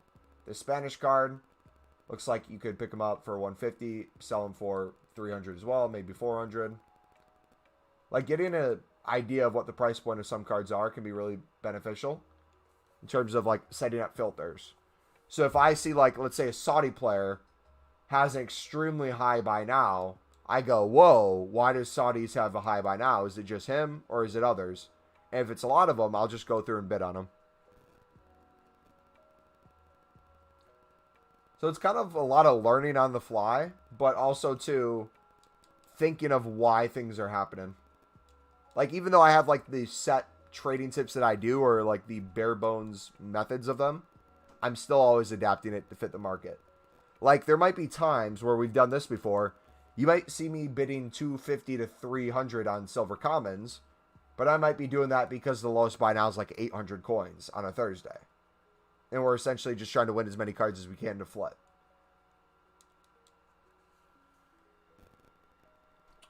Invest in bronze rares? Absolutely, buddy. Absolutely. They might be a little hard to flip right now, but you can pick up a lot for good deals currently. I should probably do 150 bidding. I think everything's still going for 200 plus. So if you got duplicates, you could make coins on the duplicates while you're just storing the other ones. But I've been waiting for these to go down because there were so many coins throughout the week. And a lot of these, I guarantee you, I can flip for 300 plus. Maybe not in the moment, but throughout the week.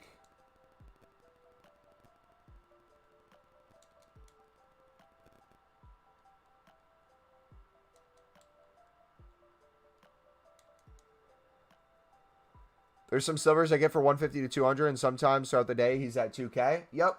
And we did an example of this on stream. There was a bronze rare from the MLS that was going for 3K that one of our subscribers sold on. Within like 20 minutes, his buy now dropped to, I think, 400 coins. And the reason we found that out was we picked him up on bid for like 300 coins without checking his buy now, just because we knew how high he was. And I looked and he was back down in price. So cards you have right now that have no value might have crazy value in a couple minutes, or might lose it. It's constantly always an up and down game.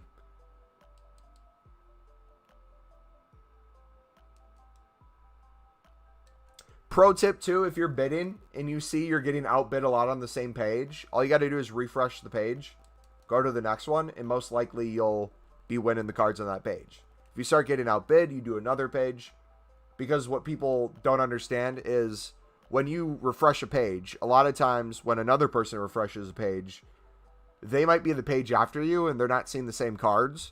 So it's possible that you have very limited competition on the page you're currently on. But if you're getting outbid on the page, that probably means someone's actively trying to outbid you on that page. You go to a new one, they might not be there.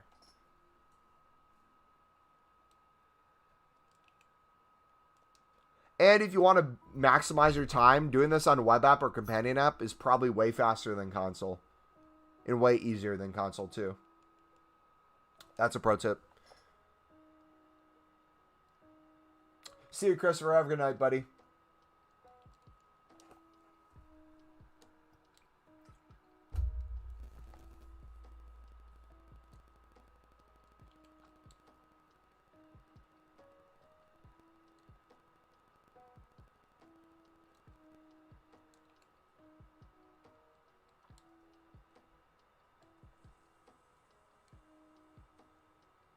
As you can see, we already have a lot of bronzes in our club. We're getting a lot of duplicates, which is good.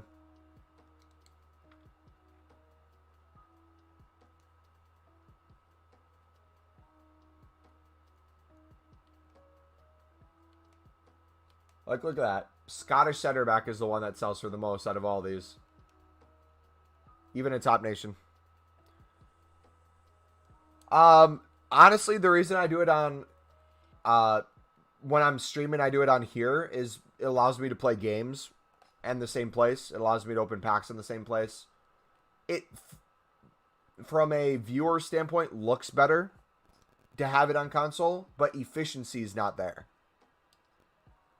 That would be my answer, Adam. So, I would personally, if I wasn't streaming, be doing it on my phone or the computer. But because of people who watch a stream, they like seeing things more on the console. Is what I've found, at least.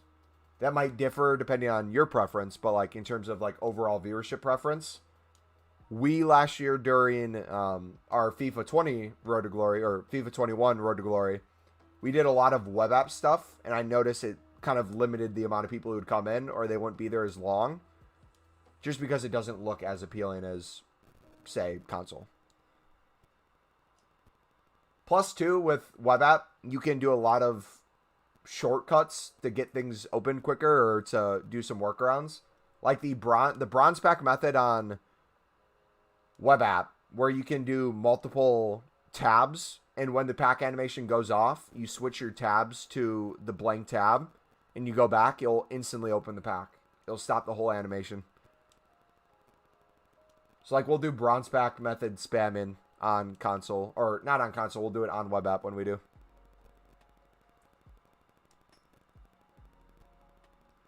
Also, the guy that goes for 200 to 2K has an even higher chance of rising because I buy the cheap ones. Yep. Hi, how many players can I store in the club? Like bid and store to sell later. You can have one of every single card in the game in your club, buddy. So Blade, I would say if you're doing silver bidding or bronze bidding, I can only have one Ford in my club, and the reason I'm selling the duplicate on right now is because we already have one. So you can get quite a few cards. I would probably say, on average, I get anywhere from 3,000 to 5,000 cards in my club at a given time. You could probably do way more than that, but that's realistically what a lot of people will get to if you're working with different card types before you start getting a lot of duplicates. You keep getting soft banned on the web app and I have to wait like 30 minutes to bid again. Yep. My advice for that is slow down a little bit. Do groups of bidding.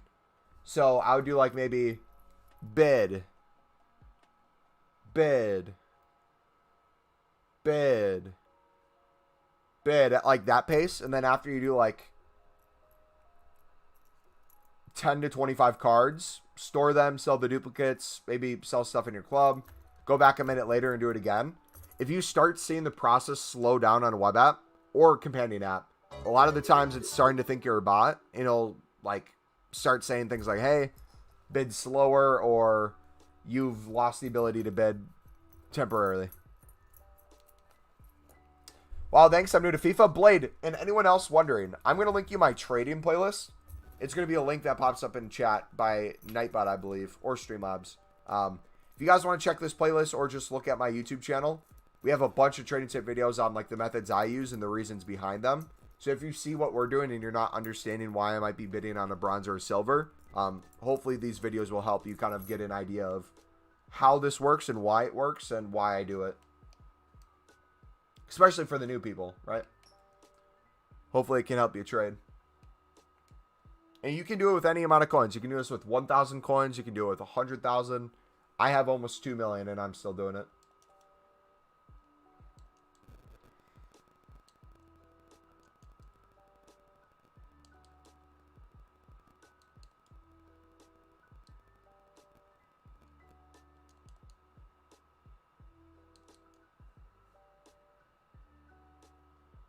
But yeah, if you lose the ability to bid on web app, you can go to companion app right after, and you can go to console right after. So what I typically do is I'll switch back and forth between them if I know I'm going to be doing a lot of bidding. And if you notice, I kind of limit how often I bid on console. So you'll see me kind of do it in smaller groups. You will never see me sit there and just straight bid on 50 cards within a minute span, just because I'm afraid to get banned as well. Picked them up for 200, sold them for 800. Let's go. GG. Just joined the stream. What you doing? We are investing / flipping currently. Getting ready for our club throughout the week. Let's see. What is our leaderboard at? Are we top 100 yet? 250,000 club value. 409,000 is top 100. So we're probably top 200 right now, if I had to guess. I'm going to get there. I'm going to get there.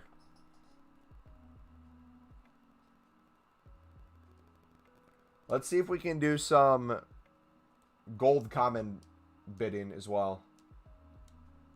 If everything's 400 plus, which I believe it is,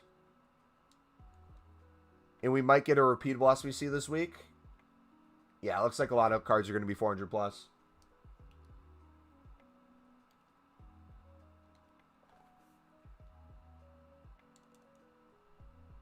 This isn't going to be as trading as much as it is getting cards on discount for when I want to do repeatable SBCs. Or even if I wanted to do the gold upgrade. We could do gold upgrade packs, the 2-player ones that are always out. Not a bad shout. Having these in your club too for marquee matchups helps as well, because a lot of people use common golds in their marquee matchups.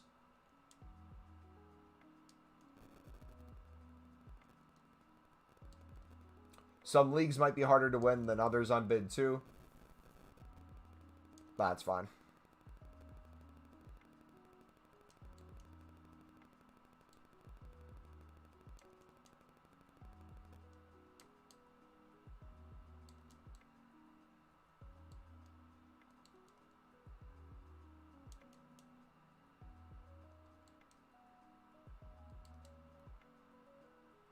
We haven't really done silver rares this year. Should we look into silver rares too, guys?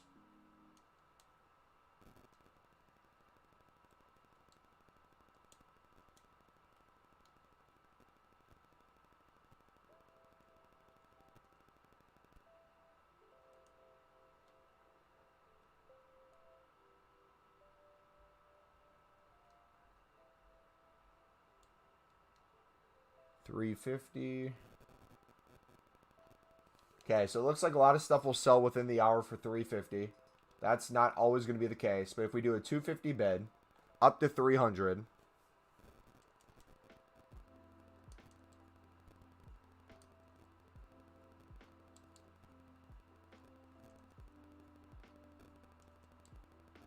I don't know how many of these we could flip for 500 plus. It's probably not as likely.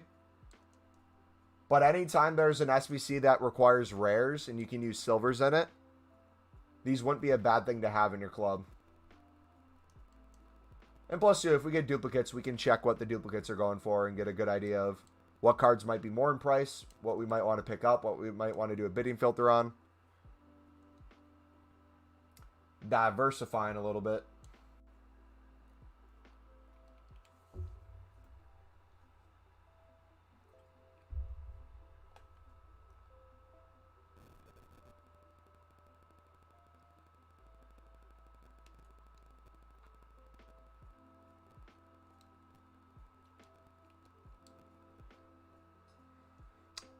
What console are you on, buddy? Blade, you too, man. If you guys are still here, what console do you guys play on? Oh, we got a price fixer.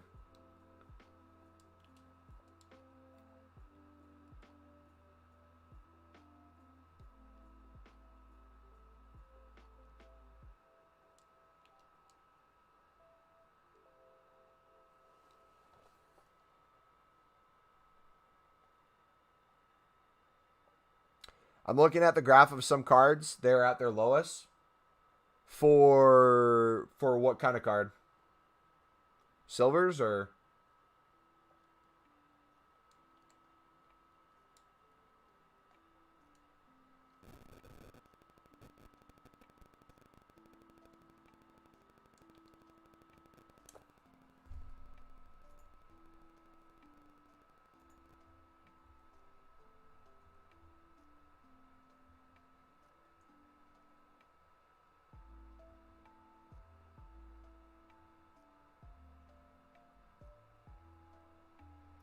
Alright, we should probably do a... Dude, the views on the newest video I did, the Newcomers Challenge, are lower than normal because obviously that's not as appealing as like a trading tip or something. But I'm looking at the impression click-through rate, and it's still freaking high. Holy cow. 11.1%. I kind of need to do some research on that then. I wonder if you do limited audience videos... Like an extreme niche. But you market it that way. How well that would do.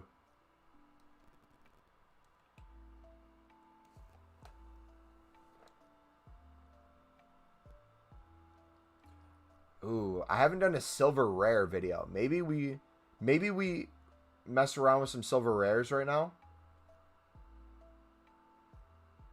Record it. And we upload it for tomorrow. I'm liking the sound of that. We have a upload for tomorrow morning.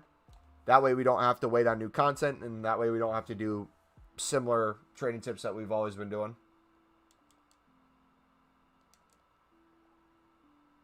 You're on PS4? Alright, sweet. You have the same market as me then. If someone's on Xbox market typically doesn't do as well as PlayStation in terms of card selling, so... If anyone in here is on Xbox, it's not always going to be copy-paste from what I'm doing that's working versus what works on Xbox and PC. Which sucks. I wish it all shared the same market, if we're being honest. That would be cool.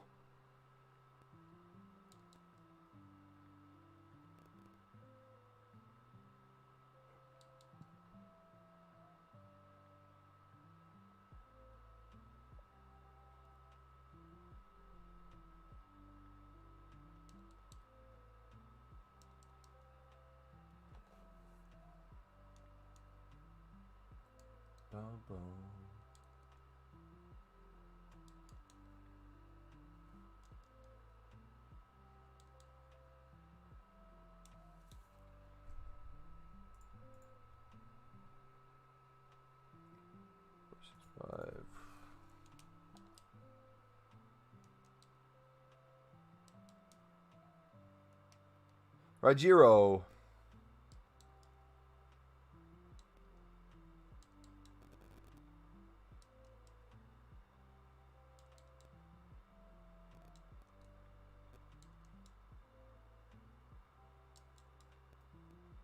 The one cool thing I've noticed too is like with our audience, it's been very UK based. And like last year, anytime it hit whatever time it is for you now, we would lose a lot of audience. But it seems like this year, we have a lot of UK audience still, or a lot of European audience, but we're able to contain and have people here after this time period as well, which is cool.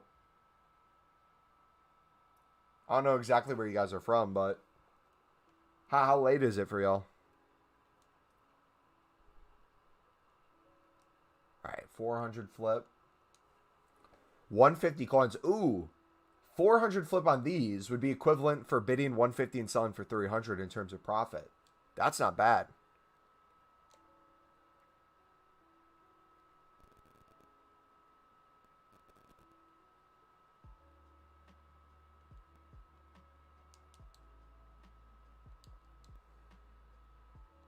It's 12:30 at night for you, Zach? Okay, so it's getting pretty late.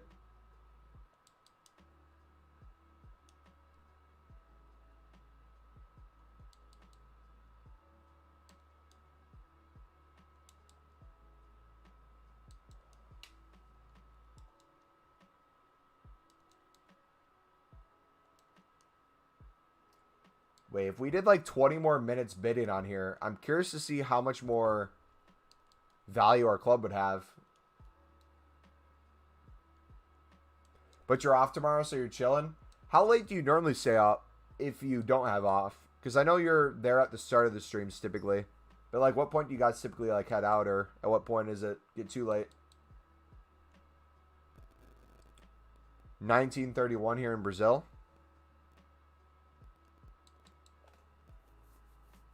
What's that? 3.5 from midnight?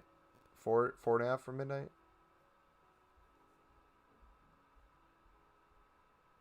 Okay, that's not bad.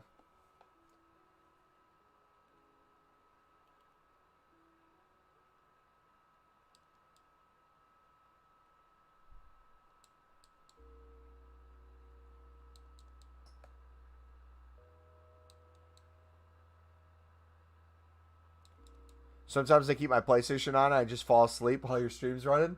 Dude, the amount of times I've fallen asleep to streams or just like had them on throughout the day without even realizing it. I've probably had like in Nick28T, Run the Foot Market, and Nepenthes' streams, probably like days of watch time where I actually wasn't even there.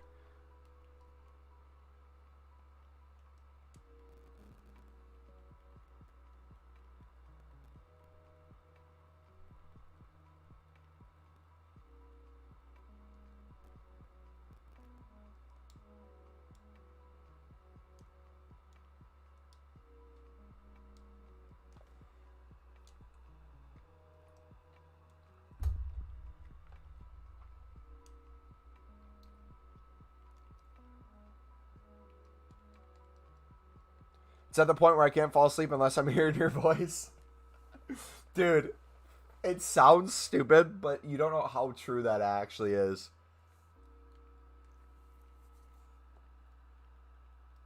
It literally, I don't know what it is. Same. Like, there will be some people, I don't even watch their content anymore. Because, like, let's say it's like a game I don't play. They might be grinding their streams, but it's like I don't play that game anymore. I want to look at FIFA content, so I might not watch them. But like if I put their stream open in the background, I just hear their voice. It's just so calming. Like you guys will probably hit a point where I'm opening bronze packs or bidding on silvers, and you won't even care that I'm actually doing it. You just hear me talking about it, and you're like, oh yes. Sharky, what's up, bud? Yo, bro, do you know what time zones the graphs on Footbin are? In what sense, buddy? For which graphs in particular? Like their price point over time, or?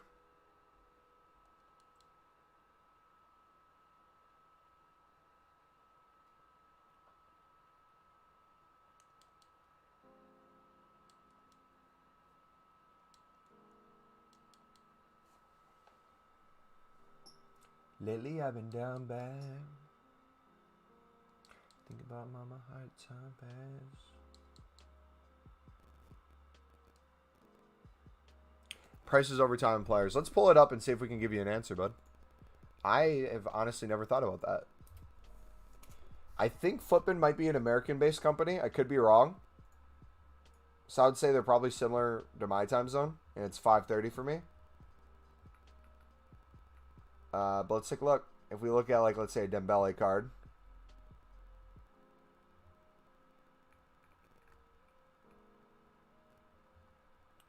For like the hourly graph,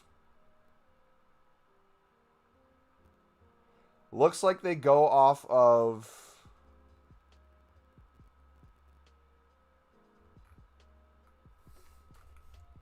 actually, does it not say?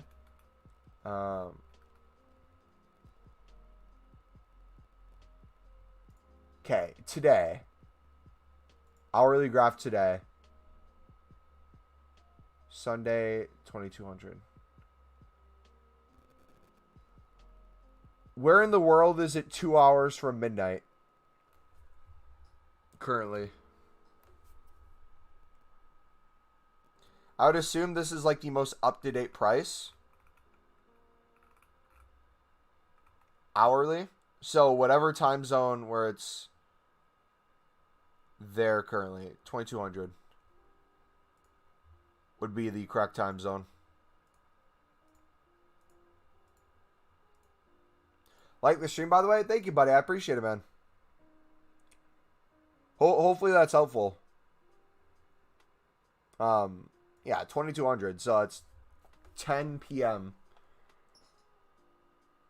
It's GMT? Okay.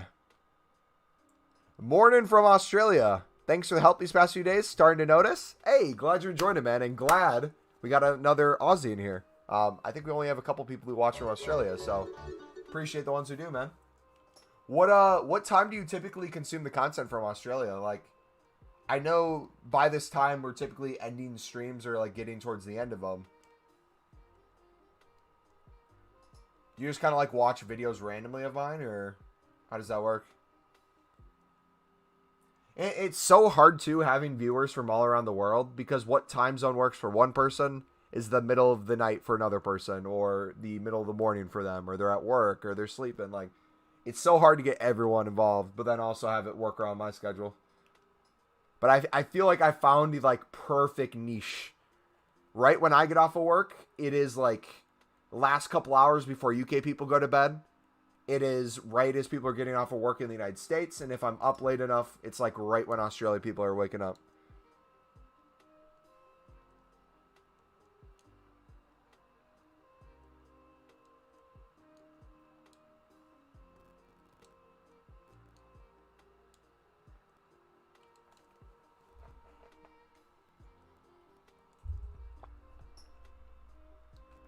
All right, club value check. How we doing?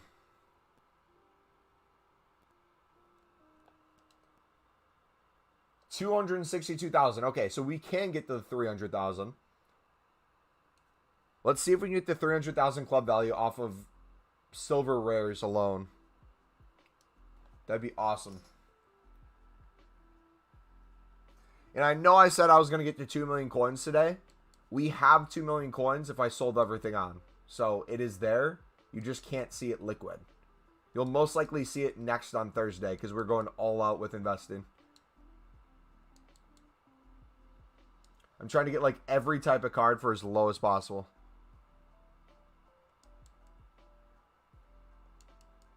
The moment in Western Australia, it's 6:37 a.m. Over in the States, they're 2 hours more than us, so like 8:40-ish. Okay, that's not bad. How many time zones are in Australia? 3?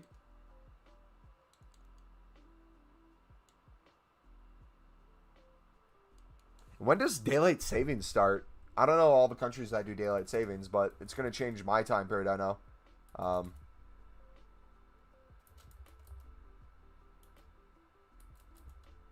November 7th.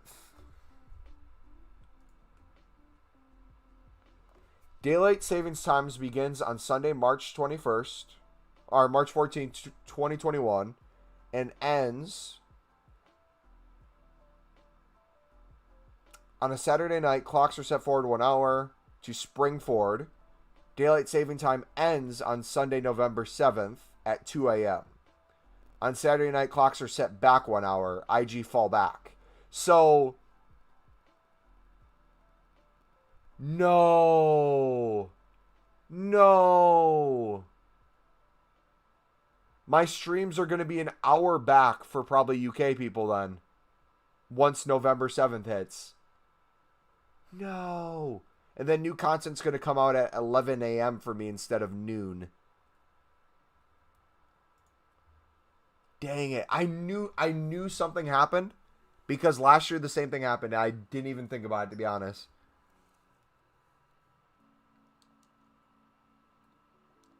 That's tough. It's 11:39 here in the UK. Yeah, it's getting close to midnight. You guys don't do daylight savings, all right? You don't change your clocks?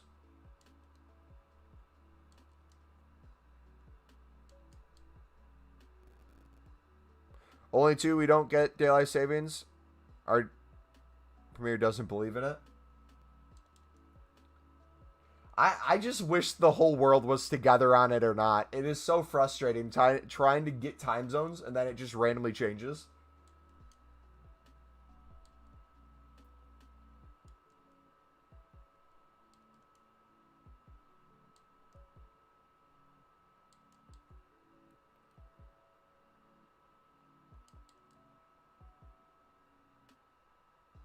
Oh, you do change clocks. Let's see. Let me look it up. Let's see what Google says. Does the UK do daylight savings? It's the first thing to pop up. It's like Google knew exactly what I wanted. Okay, in the UK, clocks go forward 1 hour at 1 a.m. on the last Sunday in March and back 1 hour at 2 a.m. on the last Sunday in October. Oh, so you guys do it before us. Interesting. So there's actually a time period at the end of October where there's like a solid week where it'll be earlier for you guys and then it goes back to normal. That's actually cool.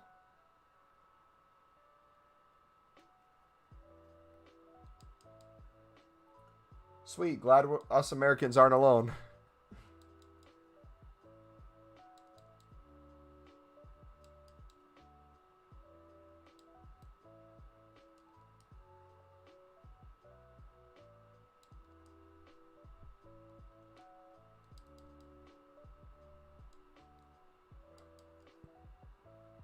Yeah.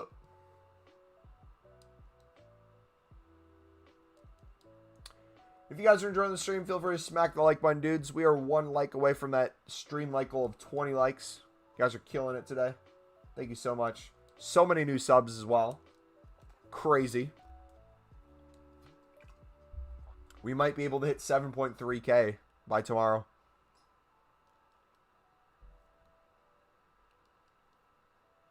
I'm 14, but being a teen and stressed with my GSHE, your stream helps when I'm up at like 2 a.m. Stops me stressing. Hey, I'm glad it helps you, man. What if you don't mind me asking, what do you stress about, or what's kind of like triggering the stress?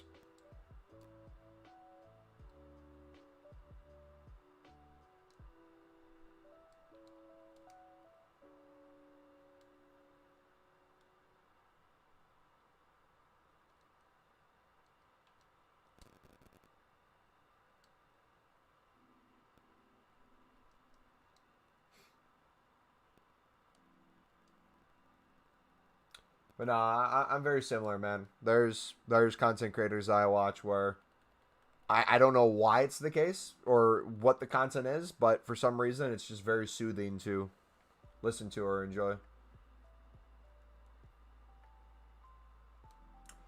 Big exams coming up. Yes. 100%, dude. When I was in college, I was always stressing about tests, and then high school as well.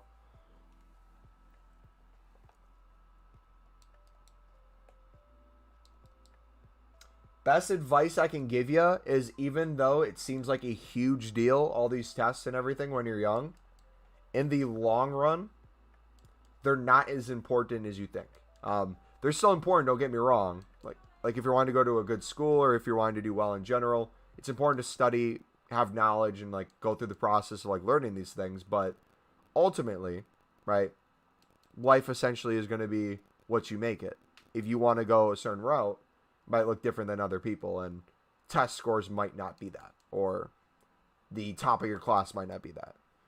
But I think there's a societal pressure across the board of everyone to do well in everything, and just people are built different, man. Like, I was never a school person. I did decently well in high school, and then college I did pretty well, but the amount I was stressing over tests for freaking no reason. Like, as long as I got that diploma, that's what jobs really cared about, or that the knowledge I obtained, I could correlate it to the job.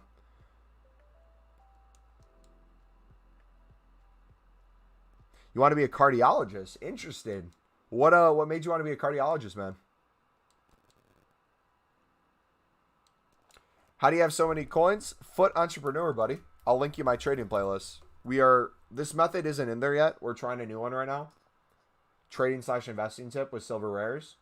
But the rest of my methods are in there. Essentially, it's been silver common flipping, bronze rare flipping. Marquee matchups on Thursdays we've been making bank on. Our goal this week, I want to make 500,000 coins on Thursday off of marquee matchups. So we are heavily investing in silver commons, silver rares, bronze rares, common golds. We're going all out, balls to the wall. We had someone in our community, I think, get 350K this past week, so we're gonna try to top them. The rule for those of you who are participating in marquee matchups on Thursday, we look at our transfer profit from the second new content hits, aka the new marquee matchups, and anything you sell on until you go to bed is what we consider profit. So I will look at and screenshot my transfer profit at the start, and we have the whole week, like right now leading up to Thursday, that we can invest in cards, put them in our club, and then sell them on Thursday.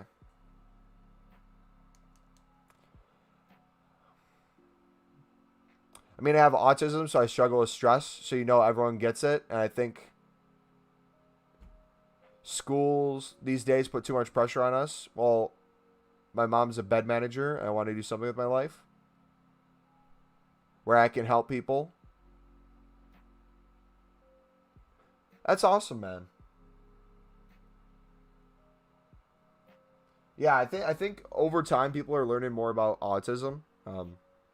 I know autism wasn't talked about a lot when I was a kid, but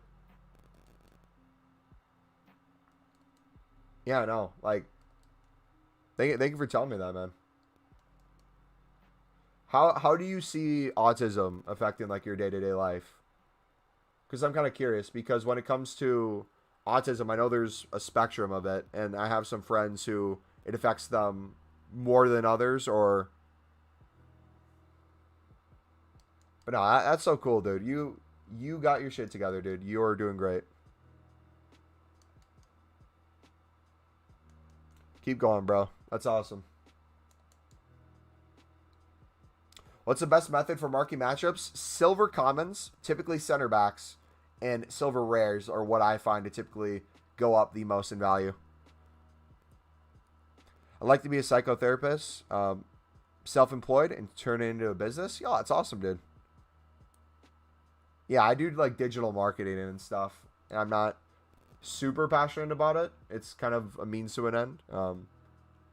Like content creation, I think would be awesome if I could ever get it to be like a full-time thing, or be able to have the freedom of time that comes with content creation. Cardinal, I would have said tonight, buddy, but I took a nap this afternoon, so most likely throughout the week we'll do a stream or two of New World on Twitch, man. Physiotherapist, my bad. Did I say psychotherapist? I read that wrong.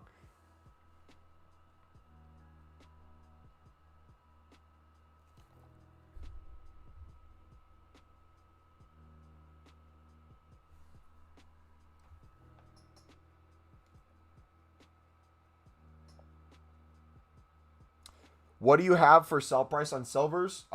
It depends on the card. Right now I'm seeing a lot of silver rares that we can flip for 350 to 400, which if you pick them up for 250 and you sell them for 350, it's not that many coins, but if you can sell it for 400, it's the same as flipping a 150 card for 300. So that's the way I'm kind of looking at it. But a lot of these I'm just kind of learning prices and up on Thursday, because I think a lot of these will skyrocket. If there's a requirement where it's like, hey, you need a minimum of 6 rares, and they have to have like X amount of chem.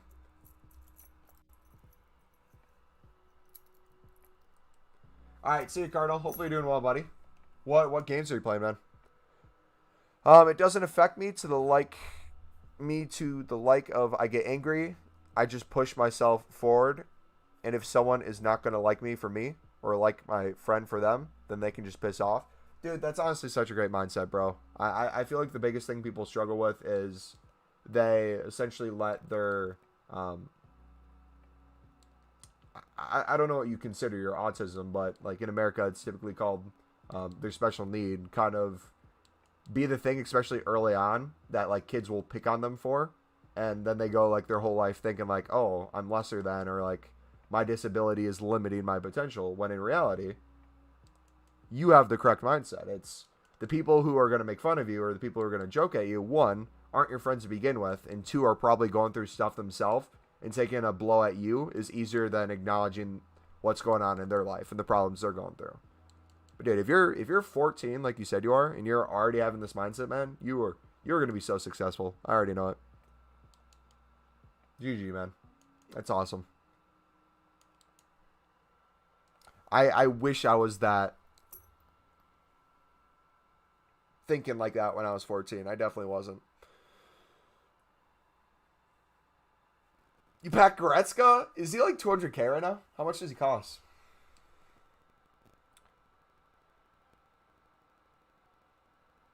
You wear what you want to be, as nerdy as you want, and you just don't care what others think. And I think my autism represents my strength, not my weakness. I think people are cruel and I've been bullied, but that's life. Dude, dude, come on, bro. How are you this so motivational, man? You're going to make me cry. 83.5 coins a card if you sell for, what, 350 and you pick up for 250, I'm assuming? Yeah, which isn't crazy right now, but like for a duplicate sell, a couple of duplicates and it's paying for the card in and of itself.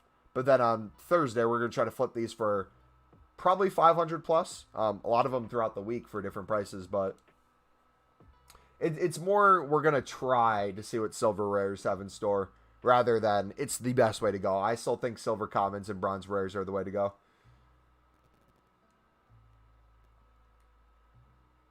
Should you sell Goretzka? If you want the coins, man, my thing is whether he goes up or down, if you think you can take his value and do trading methods and make more than like you could just holding onto his card hoping it goes up in price, I would do that. Or if you want to play with it, enjoy it, have fun with it, and trade on the side, the way I kind of look at it is any card in my club. So, for example, I'll show you my team. Any card we have in our club, I might hold on to it over time. And with gold rares, they kind of just go down throughout the year. Like you have the weekend leagues where they might go up a little bit. But for example, this Davies I picked up for 70K. And he is now currently probably less than 60K. So we lost at least 10K on him. I'm not too worried about the transfer profit loss there because I know I've been doing enough trading tips on the side that will essentially make up for the coins loss. But I still get to play with them. So if you want to play with your Goretzka for a little bit and then maybe sell him, that would probably be the way I'd go. See if you like him or if he fits in your team. And if not, sell him and use those coins to kind of like upgrade in the ways you see fit. What's my transfer profit? We are almost on 3 mil transfer profit, bud.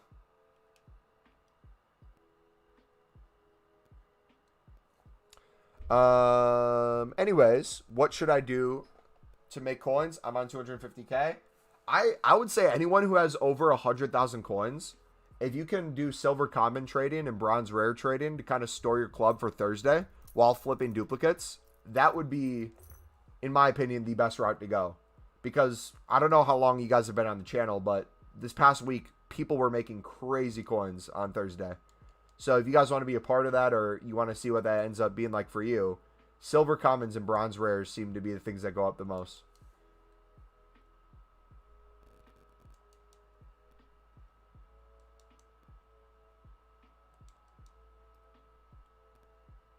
Now, am I here trying to get Tier 7 SBC? Do you reckon it's possible? I already have a mil in trade.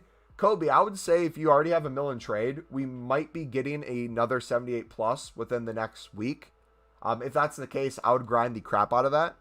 I don't know if you've been doing the gold upgrades, aka the 2-player rare packs, but if you could grind those on the side while you're trading and while you're doing that, you'll most likely get pack value back higher than just your coins are.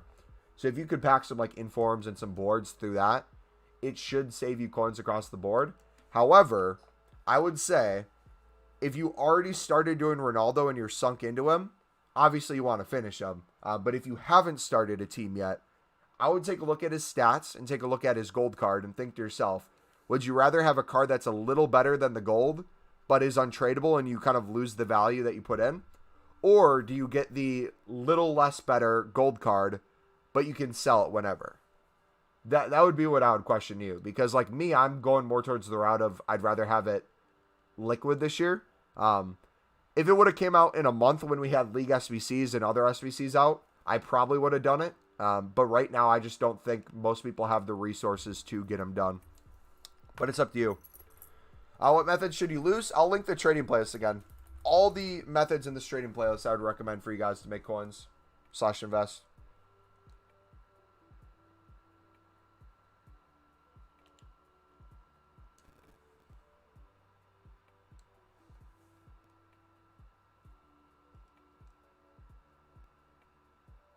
If you bid constantly on 300 coin gold commons and build up so many dupes, the dupes will pay for the cards stored in the club.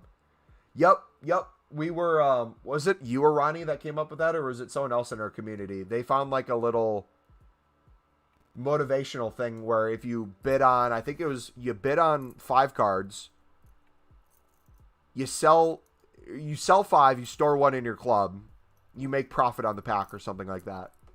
Was the last time 78s were out. So it put it in perspective in terms of like how you could open packs while still making profit without it being like a coin loss.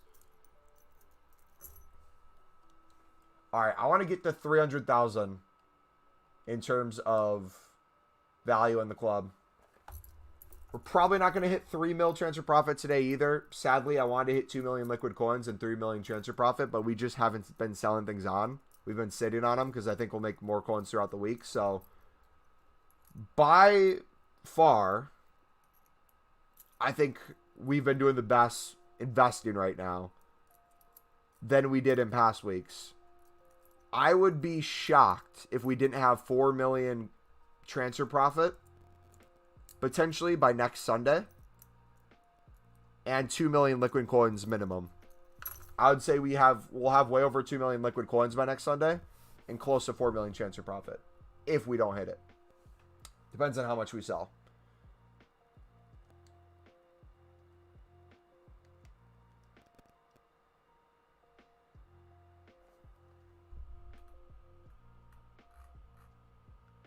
You can only really buy 1 in each and start in your club. Yep, he's talking more when the SBC's out. You can do that at the time because then you'd be constantly using the common golds and getting rid of them.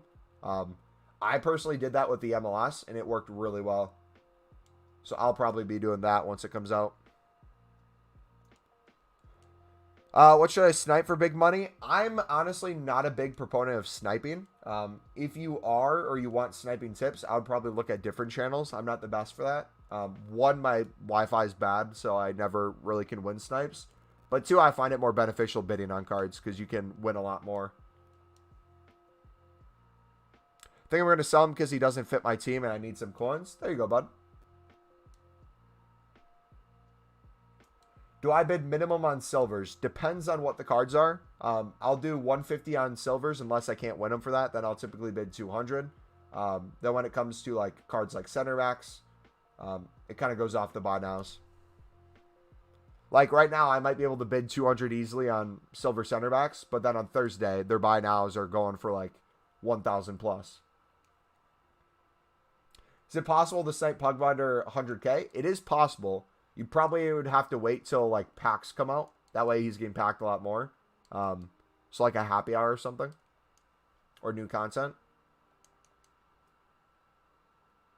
You can try though. I just don't know how many would pop up. Because that's what, a 30K snipe under price? Bots might be all over that.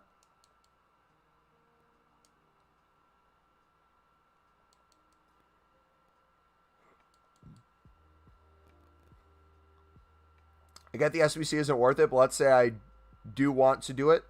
What would you say to do to make 100K a day? I have been chem style sniping and it works okay, but I'm getting bored. Silver common bidding, bronze rare bidding has been making me like 100 to 200K a day. Again, the trading playlist on my channel would be a good tool to like learn that if you're new at the methods. I can explain it a little bit on here, but it's not going to do it justice compared to like watching the videos. But I would say doing this allows you the freedom to list the cards throughout the day every hour. And if you can get on, like, let's say the companion app, relist them. I typically make 25K to 50K throughout the workday by not really doing any work. Hold on. Not doing any work in terms of bidding on cards. I'll bid 5 or 10 minutes in the morning and I'll kind of go through my club and list 100 cards. And then while I'm working hard at my job, every hour I will like go to the bathroom or something and then quickly look to see if I can relist and see what's sold. If my job is watching this, do not take that as I'm playing video games when I'm working. I am simply relisting a card when I'm looking at my phone for a split second.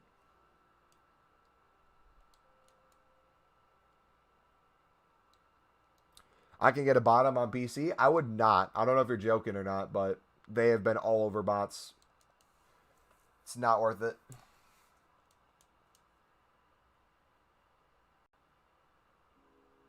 I don't hate you. I just think it's going to be stupid because any coins that you do make, they're eventually going to catch you. So any profit or any process you make on your account, let's say you pack an amazing first owner card, I would hate to see you lose that card or lose that whole account for a couple 100,000 coins, right?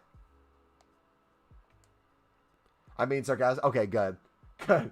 I was going to say, I've seen people in my community lose their accounts, and it's honestly one of the saddest things. Because it's like, I physically can't do anything to help you.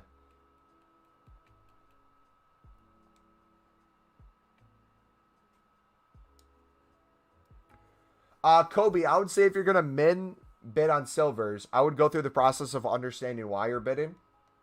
Thus watching the silver trading videos I have. But I'll walk you through it real quick. If we're on the PlayStation market, everything's going for 250 coins. So any 150 bid is going to make you 100 coins no matter what within the hour. So if you go through and find cards that aren't getting bid on, you quickly put a 150 bid, you're going to make 100 coins minimum.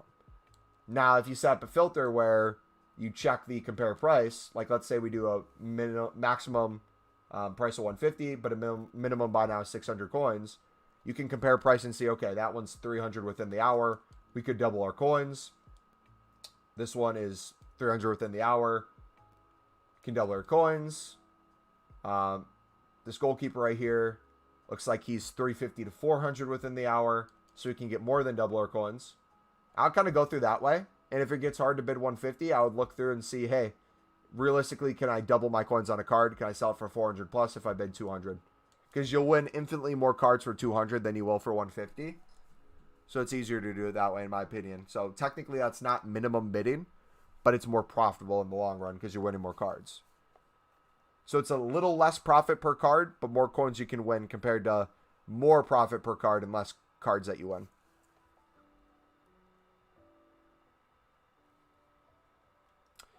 I'm bidding rare silvers for 250 to 300. Is it worth it? If you're checking the compare price and selling right after because you're trying to make coins short term, it could be. I'm more doing this as an investment for Thursday. So I'm not really worried about making as much profit on the cards right now. I'm just kind of storing them and going to be checking their prices throughout the week and selling on Thursday. But honestly, any method that makes you coins is worth it. If you make even 100 coins per card, right? Let's say you make 100 coins per card. And you list 100 cards. That's 10K. You could easily win a bunch of cards that aren't that high in value or don't have a lot of competition that are silvers. Easily win 100 of them and list them and make 10K within a couple minutes. That's not a problem. It's getting more profit than that is where you have to really think about it. And then you have like the hard choice of, okay, do I sell now for like a 200 coin profit or do I wait till Thursday when the card might be up twice or 3 times the value it currently is? And you don't always know if it's going to happen. It's just one of those things where if you have the cards in your club, boom, you sell them. If you don't have them, you try to pick them up.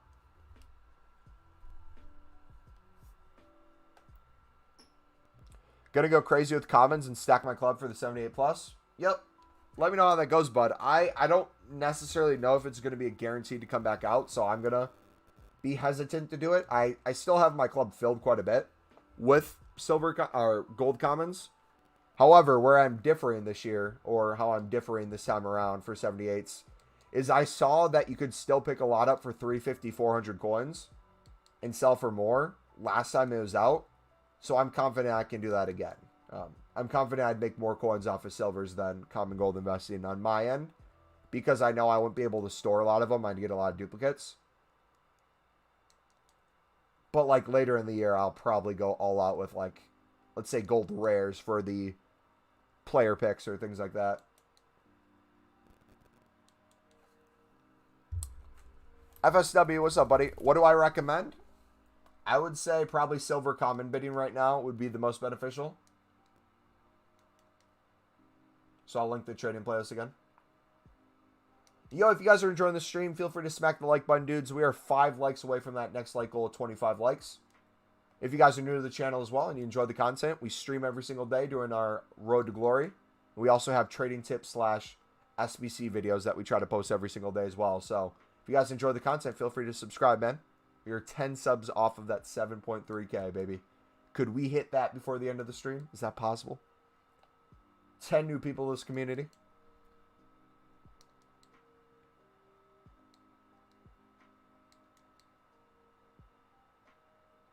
Is 78 plus confirmed? Someone supposedly saw it in the code somewhere. The time it came out last week was weird because typically repeatable SBCs come out on Sundays. But that last one came out on like a Tuesday or Wednesday, I believe. So it's possible we could see like a Tuesday or Wednesday repeatable SBC of a 78 plus this time around.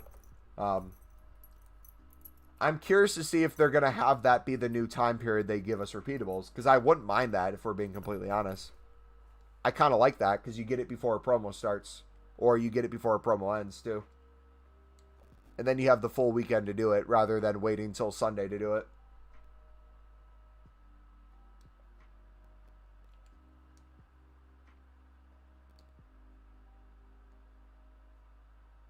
Yeah, that's the thing. A lot of the methods we do, whether it's common golds, silver rares, silver commons, bronze rares, there's literally no risk to them. Most of the cards we're bidding on, we can make profit, even if it's like 50 coins profit, short term. But if we hold on to it, it can only go up. It really can't go down. If you bid 150 on a common gold, or if you bid 150 on a common silver, most of the time the buy now on the market is 250 minimum. So the likelihood that you wouldn't be able to sell that for 200 coins is very low.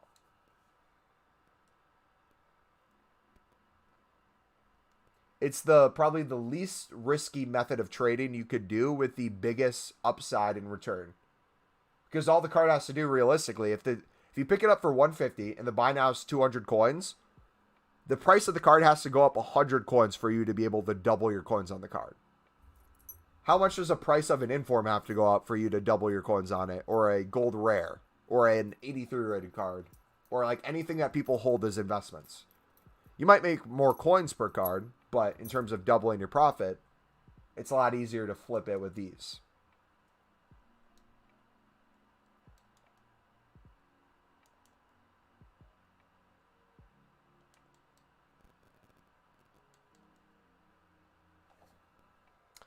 So if you win them, when do you sell? It's up to you. If I get duplicates, I'll sell in that moment. If I don't have duplicates, I'll just kind of look through my club when a new SBC comes out daily and see like, oh, what value has increased. I'll check Footbin to see if prices go up, but mostly I club stock a lot for Thursdays during marquee matchups. That's when you see the most bang for your buck. That's when silvers typically go up the most. For perspective, last week we made probably 250K. And we had every single silver center back at our club selling for 1,000 plus within a half an hour period. And we picked most of them up for 150 to 200 coins.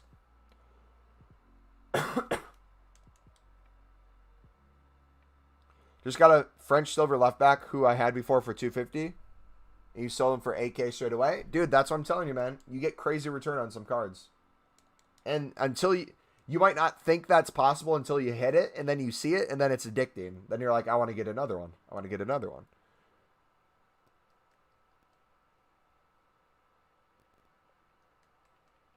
Do I have a team? I do, Wim. It is not the greatest in the world, but not the worst. I'll show it off real quick.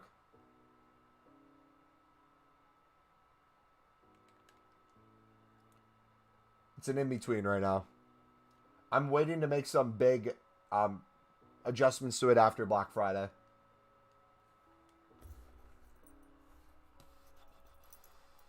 Oh, yeah, if you guys sell a silver for a lot of coins, feel free to share what the card was or a certain type of card so we can check our club too. Like, I think it was Irish cards the other day were going up for crazy, so we cleared a club of Irish. Someone in chat told us. Romanians were going insane the other day. I told you guys we were selling them on for a lot. You said it was a silver left back that was French.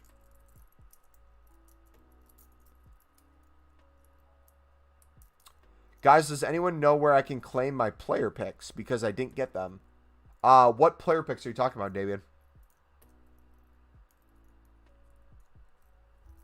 Boss man, who are you investing in? I would say silver commons, especially silver center backs, will be your best shout. I'm doing silver rares right now for 250 because I'm trying to get ready for Thursday and get my club value as high as possible. Are we almost to 300K? Okay. We're almost to 300 mil, I mean. We might hit this by tomorrow. It's possible. We will be top 100 in the world for club value, dudes. That's my goal.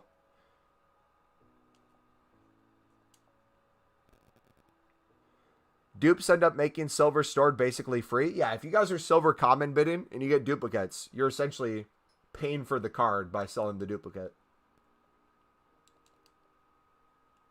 It's crazy.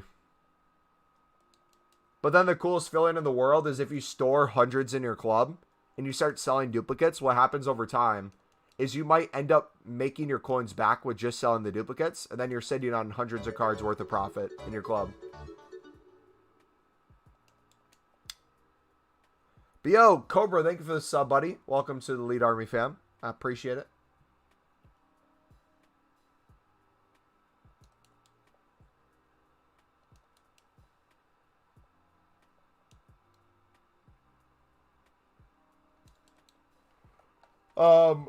What leagues are returning to play next week?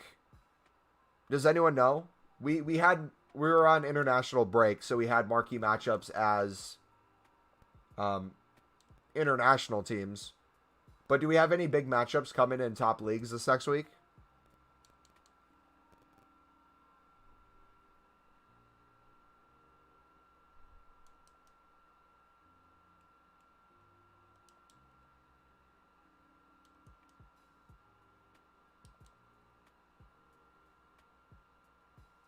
Boom, boom, boom.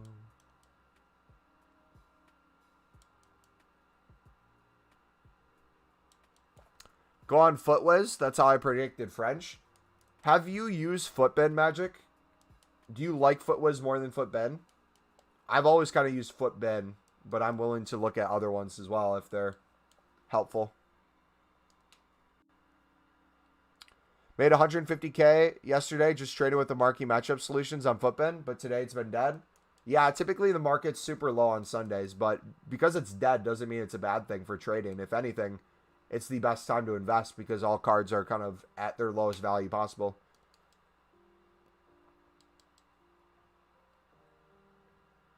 Just finished Squid Game? Nice, Cameron. What'd you think about it without spoiling anything? I've watched it, but I don't want you to spoil it for other people.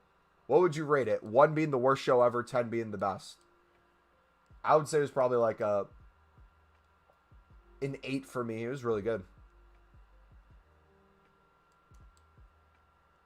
I like Footbin, but Footwiz, good. By the way, man, United, Leicester, best Prem game. They will be marquee matchup. Yep, so what I would do too, guys, since we don't have League SBCs yet, if you think there's going to be, like, let's say a Prem matchup, it wouldn't be a bad idea to take a look at what Prem Silvers are going for.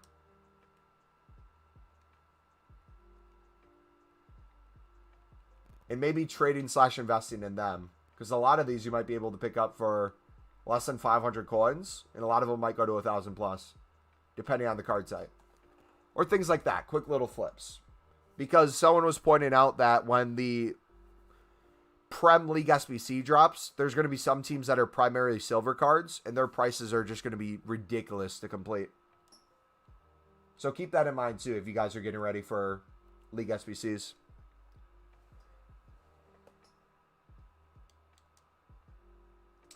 Damien, if you're talking to me, buddy, I've been bidding. I don't really do any sniping. But if you're talking to Cobra, he might be sniping. I'm not sure.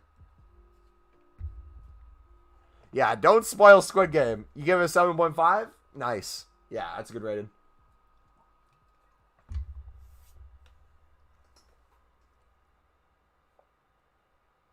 How deep are you invested right now? Let's just say within this next couple days, I will be top 100 in the world with club value. That's how invested I am currently.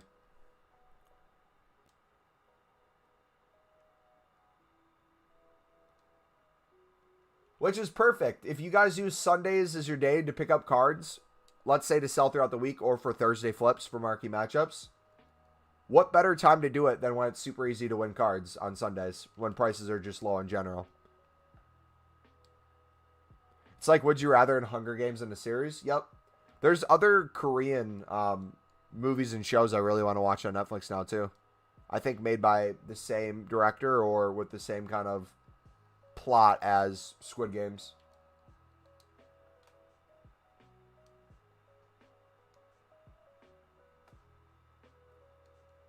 I honestly would watch more international films and shows, but I like watching things in English when I do watch them, and the voiceovers on some of these actors are just so bad that it's just almost impossible. Like Squid Games, if you watch Squid Games in English, my goodness. It was a challenge to actually like get to know the characters as well if we would have just watched in Korean with subtitles. But there's just so much going on that I wanted to pay attention to. It would have been impossible for me to read the subtitles while trying to look at everything. I don't cite them, bro. I buy them for 200 to 500 coins, wait for them to pop up in a solution, then they skyrocket in price, and you sell for 1 to 5K. Attaboy.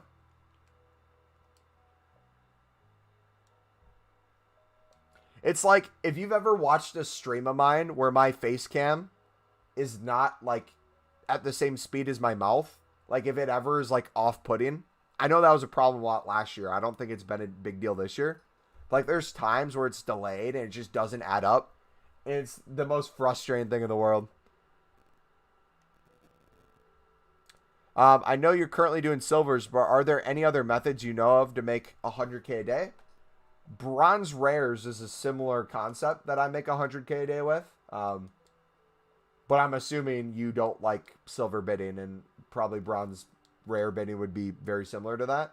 I would say, depending on how many coins you have, to make 100K, if there's hours where packs drop, and even you see some cards drop like 5% in price but rebound, 5% of 100,000 coins is 5,000 coins. So if you can find a card that's worth 100K and it drops to below that, and you can do some flips on that, granted the tax would be higher, so you'd have to give yourself more room to work with, but there's probably a lot of different types of cards that go down a little bit in value for a short period of time, and if you're there when it happens, whether through sniping or picking up on bid, you could flip relatively easily. The reason why I do silvers is they flip relatively easily.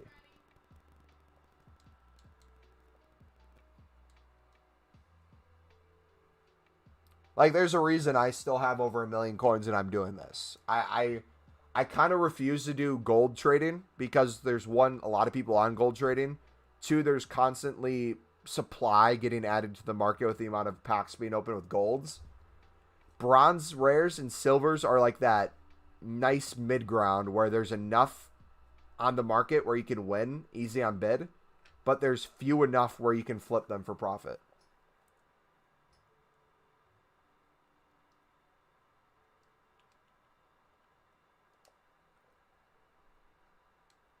How much would you recommend to use on the method? I would say the things you see me do, you can do with any amount of coins. So as long as you have, like, let's say 10K.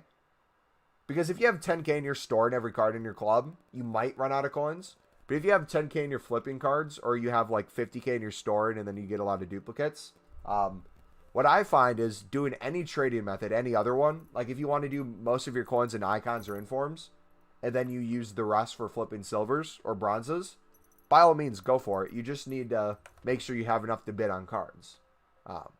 So maybe use all your coins. Like, I like keeping my coins liquid just so you guys can see it on stream. It'd probably be more beneficial if I invested 1 million coins into, like, informs or high-rated fodder, but I like showing you guys my liquid total. I don't know. It's more aesthetically pleasing. Especially if I'm showing you guys how to make 100K a day, and you come in and it shows I have, like, 1,000 coins. You're going to be like, bruh, is this dude actually legit?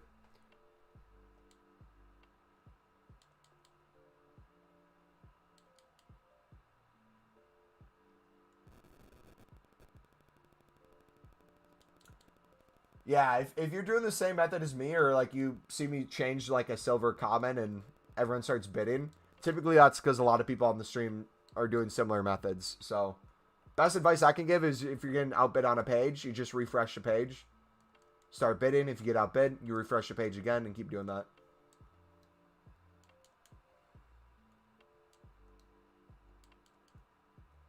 I have a feeling when UK people start going to bed in a couple hours, I have a feeling it's going to get really hard to pick up silver rares for 250. And I bet a lot of these would probably go up to at least a 400 coin by now as well. That's my hypothesis. Just sold M60 silvers, 500 each, paid 150. Attaboy. Let's take a look at our club. Let's see what we have. I'll kind of give like a club tour. Yeah, dude, my internet's trash as well. I'll show you guys how in-depth my club is currently. So these are all the gold tradables I have.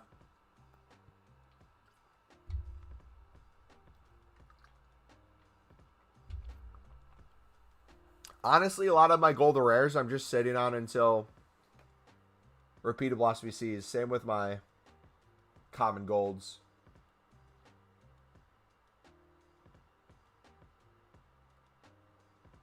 Not too crazy in the amount of pages we have, but I want to get that a little higher. Silvers, this is where we literally just go psycho on. Like silver rares, you're going to start seeing this fill up with pages. But silver commons, we have, I think, almost 100 pages.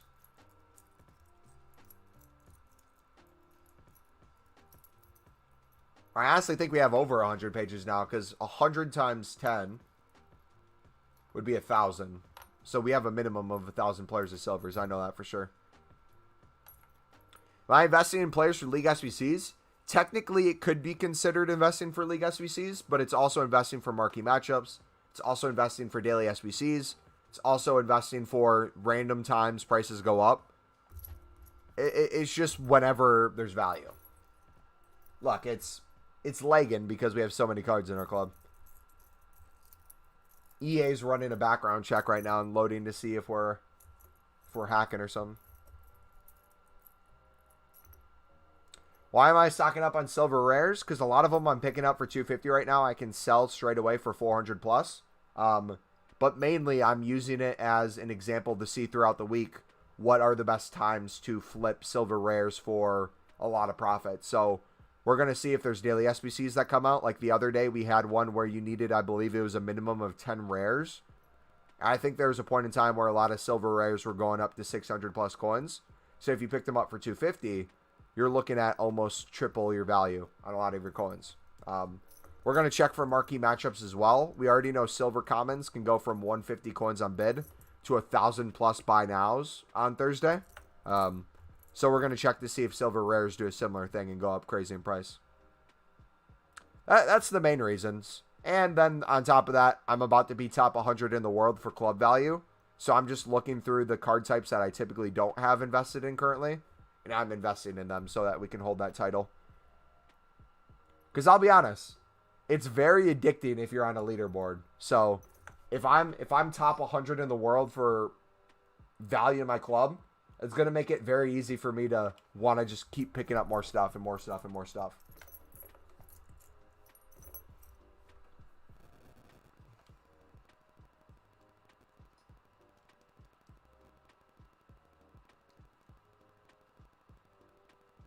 So this guy, 400 within the hour if we sell him for 350, 100 coins profit. Not the craziest in the world, but take it.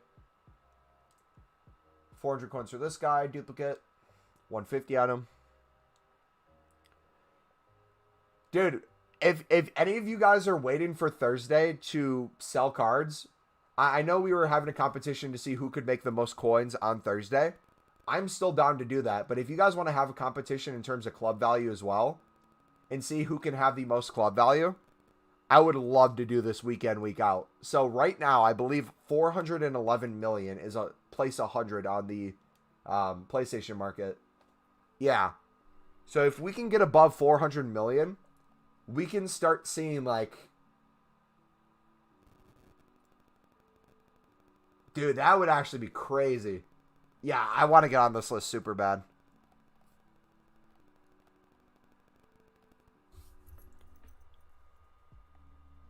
Dude, I already know I'm going to be addicted the second I get on that list. It's going to make me want to invest in everything.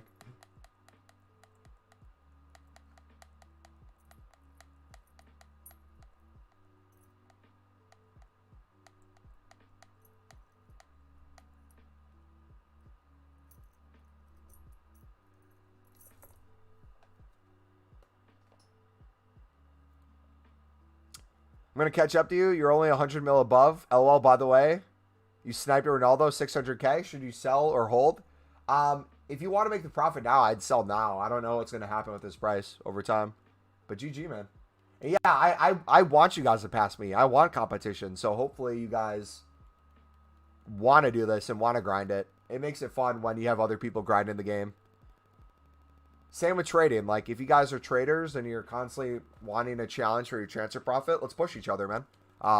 If you aren't in the Discord already, I'll link the Discord again in chat. Feel free to join it. We have different sections where you guys can show off your teams. We have different sections where you guys can show off your transfer profit, your club value. This is the stuff that makes FIFA fun for me. I like gameplay as well. I like getting better at gameplay, but nothing will beat the feeling of just maximizing club value and selling things on for profit. I love it. You know what? I take back the thing I said with liquid coins. I'm going to get myself to 1 million liquid coins, and I'm going to just start investing in a bunch of different stuff. I'm going to get like one of every inform. I'm going to get maybe an icon. I'm going to get gold rares, gold commons. I'm just going to start investing in everything, man. Because, like, once we make that list, we kind of have to keep it going, too. And I'm going to be selling on a lot of cards for marquee matchups, so it makes sense to continue to have value in there. I'm on PC. Can I add you? I'm on PlayStation, so I don't think you're able to cross-platform add.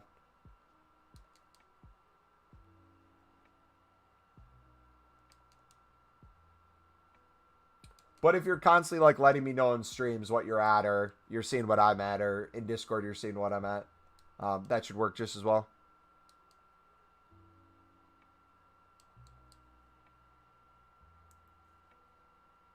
If you're making 100K a day, do you actually sell 1,000 silvers a day? For 100 coins profit?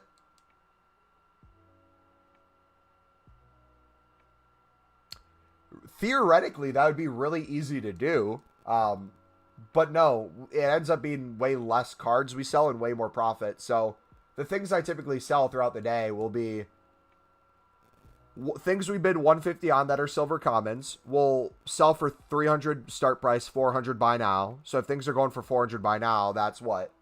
250 coins per card.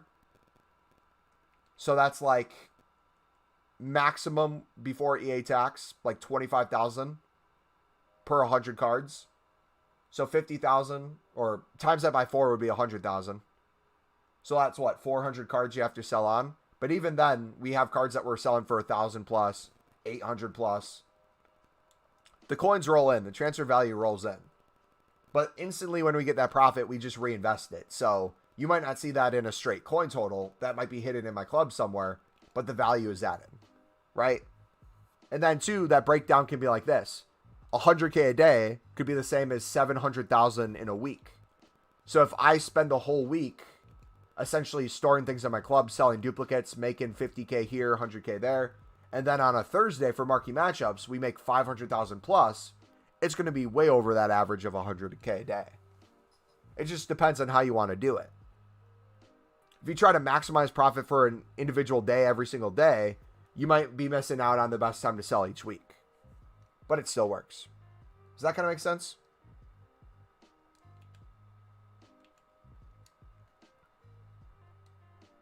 FIFA for me is more grinding menus and trading. Dude, I love it. Like when League SBCs come into play, grinding League SBCs for packs is so satisfying. And like last year I stored my packs for Team of the Year. This year I'm going to open them up each promo. So being able to open the packs we just made and see if we get a return on value is going to be so fun. So fun. Plus, with hero cards out, you can pack heroes. And then, like, I think we all get ourselves in grinding mindsets too, the people who take this really serious. Then when you look back at it, you realize it's not actually that serious and you have the freedom to do whatever you want. I remember in past years, I would be first owner the whole year or most of the year. And I'd put so many, like, things on my club that I didn't necessarily need to do. And then when you take away that, like, filter and you're like, hey, enjoy the game for what it is. It's so cool to be like, oh, I can literally just buy whoever I want now. Or I can play with whoever I want. Cool. Makes sense. I'm just stressing because I desperately want the CR7 SBC. I need to make 100K a day. Yep. That makes sense, buddy. What I would say, more than the 100K a day, I would see theoretically how expensive it's going to be to get those top SBCs done. Because when you work your way down, it's going to get cheaper and cheaper. But with a lot of the lower teams, the 83s to 85s that you'd be putting in the SBC solutions, a lot of that you can get from fodder as packs, and you don't necessarily need to buy. So you'll probably save yourself a couple 100,000 coins if you have untradeable fodder in your club, or if you're getting that through, let's say, like a 78 plus throughout the week. I hope they bring back the 78 plus, because I remember when they had it last week, we had, I think, was it a video? You could see on my channel, we had like 7 or 8 straight boards that we got nonstop from the 78 pluses. It was crazy.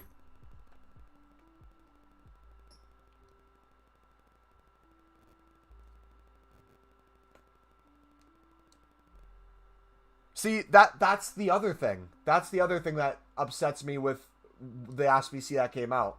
I have no problem with people wanting to do a Ronaldo SBC, but for the price of the Ronaldo SBC for being 1 rating higher, it doesn't seem worth it to me. Plus, you have the ones to watch that appears to be potentially cheaper at times than the SBC itself. And if you think that Man U is going to do good, or at least win 5 of their next 10 games, the question comes, a card right now that's worth what? 2.8 mil, ones to watch, probably would drop to 2.5 at some point. If you pick it up for 2.5, it goes to a 92 plus rating, along with, if it gets an inform here or there, infinitely more valuable, in my opinion, to have the card tradable than untradeable.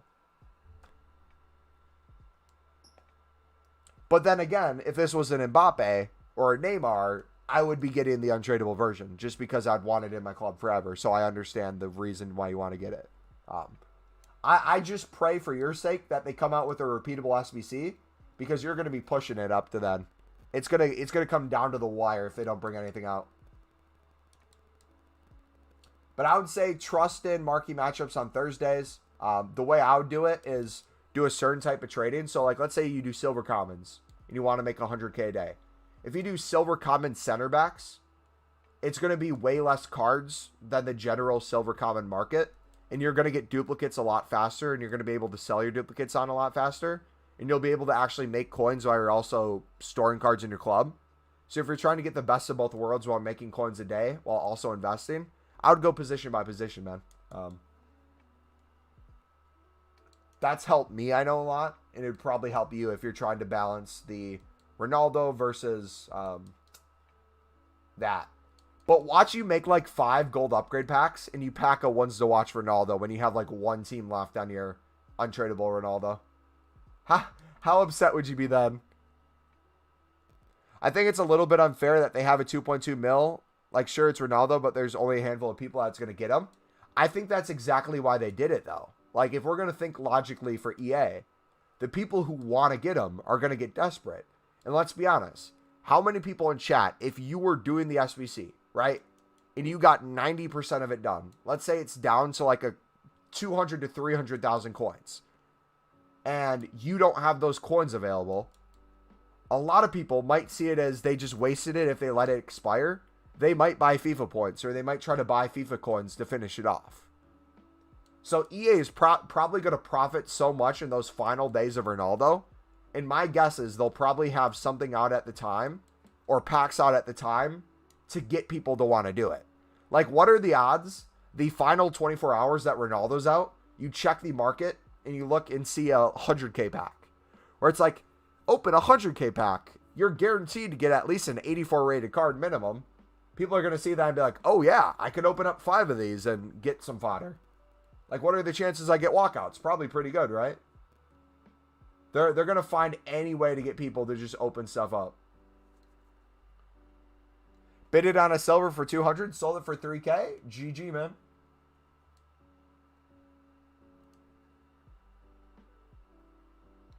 But I would say, Kobe, going back to what you were saying before, man, take advantage if we get another repeatable SBC like a 78 plus again this week.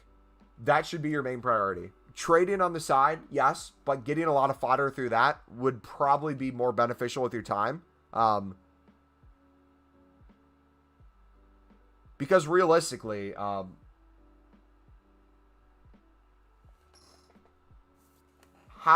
trying to think.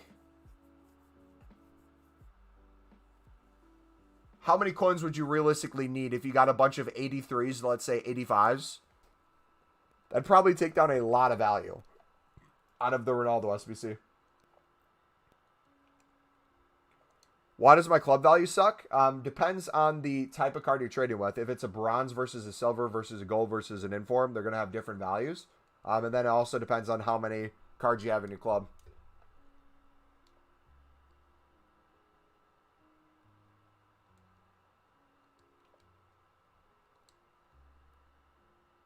EA wants you to grind the SBC, and then if you have 2 to 3 days to complete, panic and load FIFA points on your account. I'm telling you, dudes, it's literally a test from EA to see how much profit they can make. And I guarantee you, they're going to make a crap ton of profit off of it. And don't be surprised if they do it with like an Mbappe or a Neymar down the line. Or something from a different league.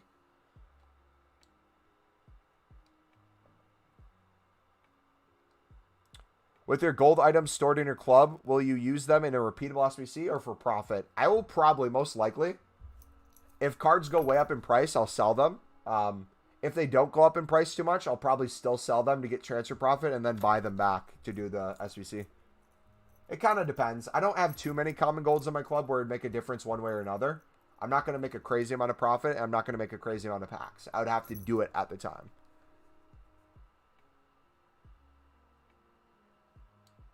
You don't understand the silver thing? Cobra, and I'd recommend you and anyone else who's confused on my trading methods to look at the trading playlist I'm linking in chat.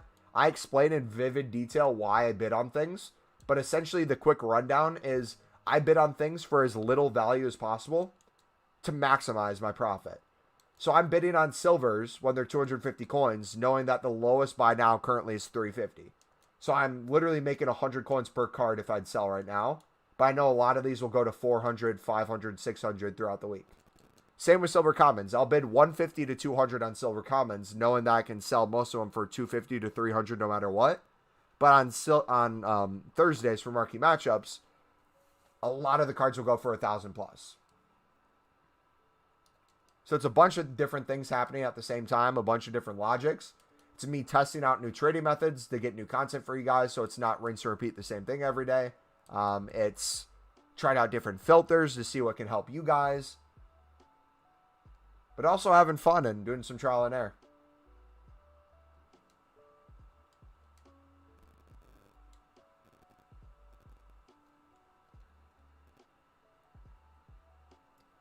What's Tamari's price currently for his ones to watch? Is he like 50K right now?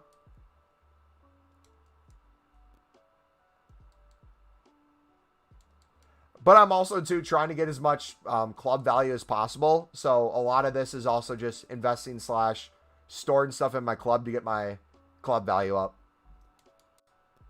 A lot of these I can pick up for 350 and sell for 400 to 450, but I'm kind of just trying to get top 100. So he's 48K.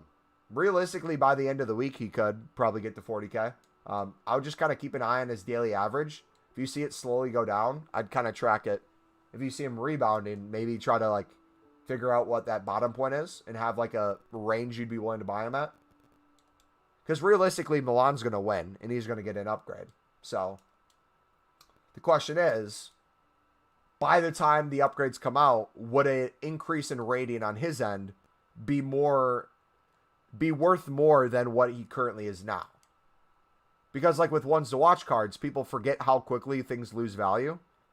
That even if it goes up a rating or two, it might be less valuable or less money a month from now. Because you got to think, 10 games, how long does it take to play 10 games? What, 10 weeks? Or a little less than 10 weeks? That's like 2.5 months. Do you think things in 2.5 months would have the same value if there's a lot more cards on the market and a lot more coins on the market? I'll bet that was surprisingly helpful. Yeah, no problem, man. And yeah, I'm telling you, dudes, if you're new to these methods, they might look super crazy on the outside, but once you do them, not only will a lot of you guys get addicted to the methods, you'll want to do nothing else. Like the idea of looking at a gold card or an icon might make you puke after you see how much you can realistically make on silver flipping. And I'm telling you, like, I don't know what a lot of drugs feel like, but I assume nothing feels as good as when you pick up a bunch of silver center backs for 150 and everything is selling for like 1,000 to 1,500. And you're just like, and your biggest problem is just selling them quick enough. I bought him for 44K, so I don't know if I should take the small profit. I would probably take the profit, man. He's in packs for a couple more days at least, so he'll probably keep dropping in value. And I don't know if people are still going to use Tamari's in Weekend League. I think they're going to have better options in Serie A and in squads in general. I'll probably just take it and then buy it again if you see it drop to 40K. Yeah, Wim has been here since FIFA 19 or FIFA 20 now, so he's kind of aware of it. If you look at my channel last year, it was very similar, so this is definitely nothing new. It's just new to a lot of people. This has always been methods. Bronze pack method, bronze bidding, silver bidding. It's just there's a lack of people doing it. That makes it really cool. And really easy to flip. So bidding on silvers would make 100K a day. I've been averaging probably 100 to 200K a day, yes. Will you get that at the start if you have 50K yourself? Maybe not, but I would think about it this way. If you have, like, let's say 10K and you can double your coins with silver bidding, how many cards would it take you to bid on with 10K to double your coins to 20K? Then with 20K, how many would it take to get you to 40K? I would think of it that way rather than just 100K a day. Because, like, theoretically, I could probably take hundreds of thousands of coins and just bid on stuff and throw it in my club. And then if I wanted to, go and sell it whenever I wanted. So, like, for example, if I went in right now, you know, I went to my silver cards. Or, well, let's do bronze. Bronze was probably a better idea for this. If I went through my... What's up? Okay. If I compare price on some of these cards, like this one, we could sell for 500 within the hour. We picked them up for 200. I'm going to wait later this week, though. 200 on this one. We could sell them right now for, again, about 500 coins. This one looks like he's going for 1.9, maybe. I'm going to try a 900 bid for this one. And if that doesn't sell, we'll start back in the club. But it's like little things like this, where you just look for things that have value. This we could probably sell for 700 maybe. I'll take that now.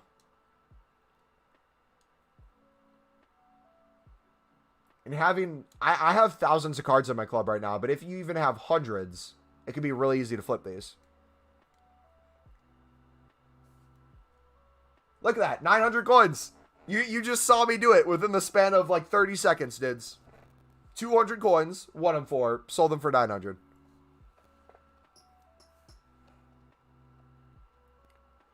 To make your 100K a day, how many hours are you spending and how many relists? Because I have a budget of 1 mil, and if it has a chance to get me Series 7 done, then I'll give it a shot. Okay. Let me break down the math. Let me pull up a new tab. Let's break down the math on this. Because this is typically the way I'll do it if I'm doing anything. So realistically,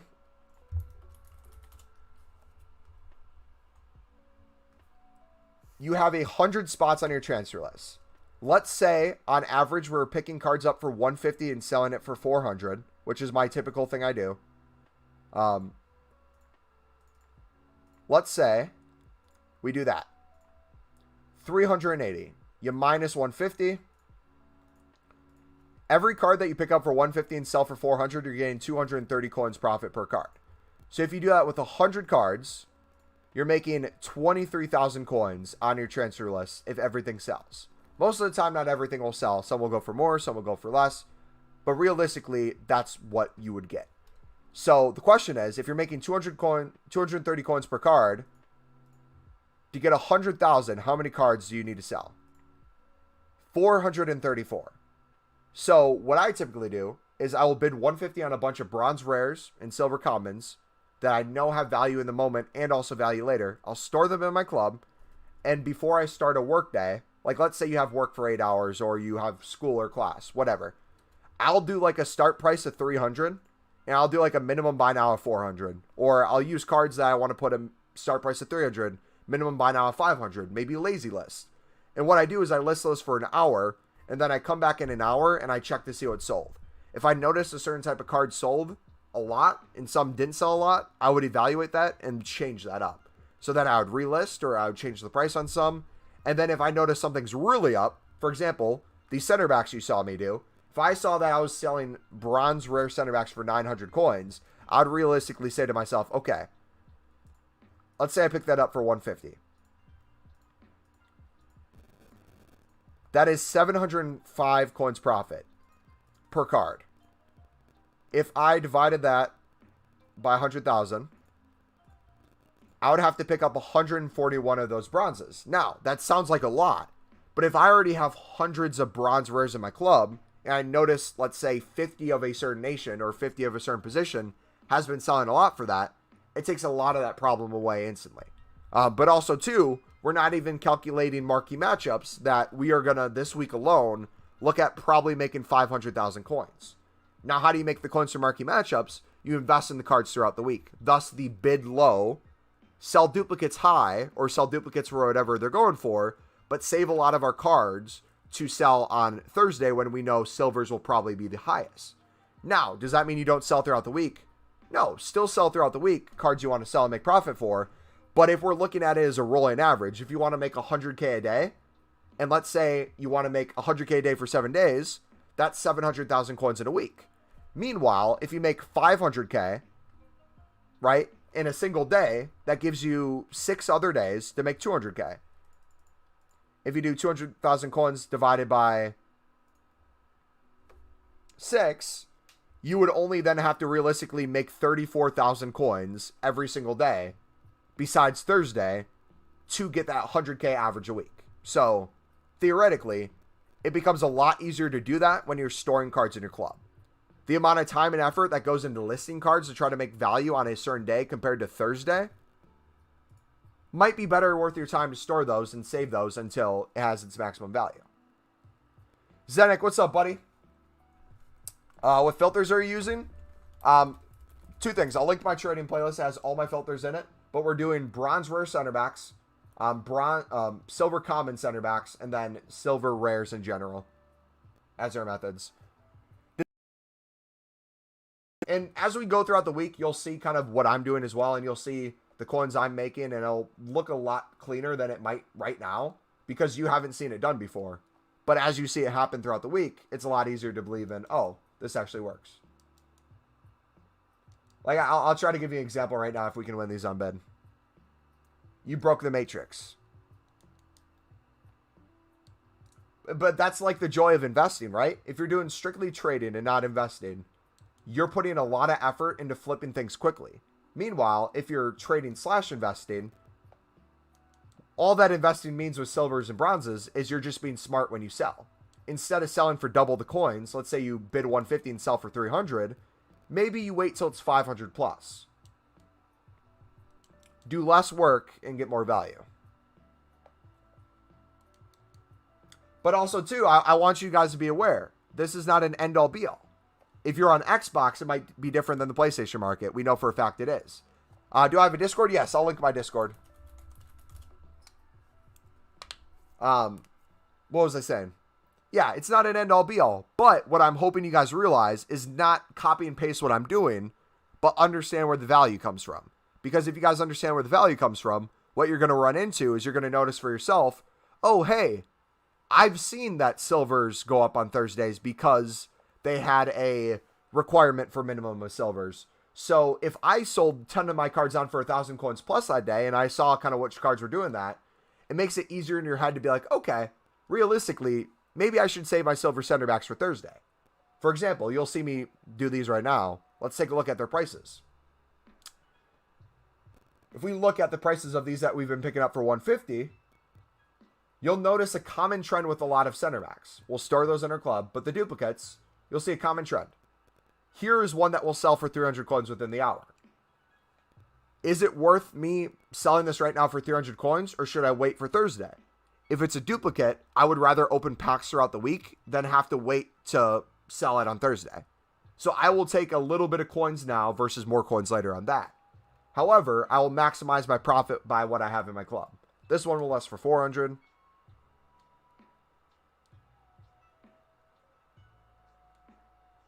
This one will last for 300. Double our coins on that one. What time do you normally stream? Whatever time it is for you guys right now. Typically, our time period we stream throughout the week is... Let's see. It's almost 7 o'clock right now. So, 3.5 hours ago. So, whatever 3.5 hours ago is for you, that's when we typically stream throughout the week. Good night, Josh. So, basically, I buy an F ton of silvers and keep them in my club until Thursday. Yes and no. I keep them in my club until Thursday because I notice that's when I make the most profit. If you want to put them in your club and sell them right after, sweet. The reason I store things, this is another helpful tip hopefully for you guys. If you are selling cards individually, especially through a certain nation or through a certain league, it can be very hard to look individually for that. But if cards are in your club, it's very easy to sell things. So for example, if someone told me in chat, like we were talking about before, we heard that bronze rares were up, and we saw that one of my bronze rares sold for 900 coins. Instead of individually bidding on bronze rares and looking card by card, I can look at all bronze rares in my club, and then if I wanted to, let's say English cards are up a lot, or it was a Scottish card that sold. So let's look at Scotland. Do I have any other Scottish center backs? All right, sweet. We have 4. Do any of these 4 sell for around 900 as well? And what you'll notice is they do. I don't know why they do. They're probably in some sort of SBC solution, but I will choose to sell these when they're up now rather than wait for Thursday. This would be an example of something I might sell short term. So pay attention to the cards you sell because you might have things in your club that hold that value too. This is a perfect example. Look at this card. 4.4K is its minimum.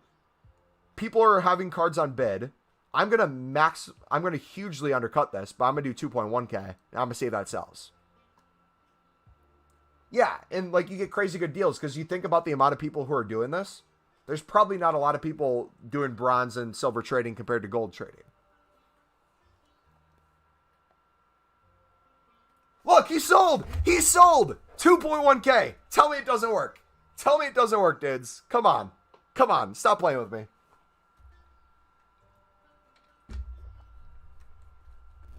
I should just leave these up on screen so you guys can see it. Does this not excite you guys? I get excited looking at this. Thanks for the help. You earned a sub. I'm going to go to bed. Hey, Kobe, I appreciate it, buddy. Have a good night, man.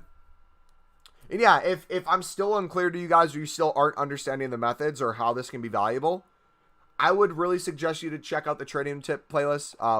But also, too, if you guys come back to the streams more, let's say you come tomorrow or later this week, you'll see it more in use. Right now, you might see us do a lot more storing than selling, but you might see us do a lot more selling when it comes to close to Thursday.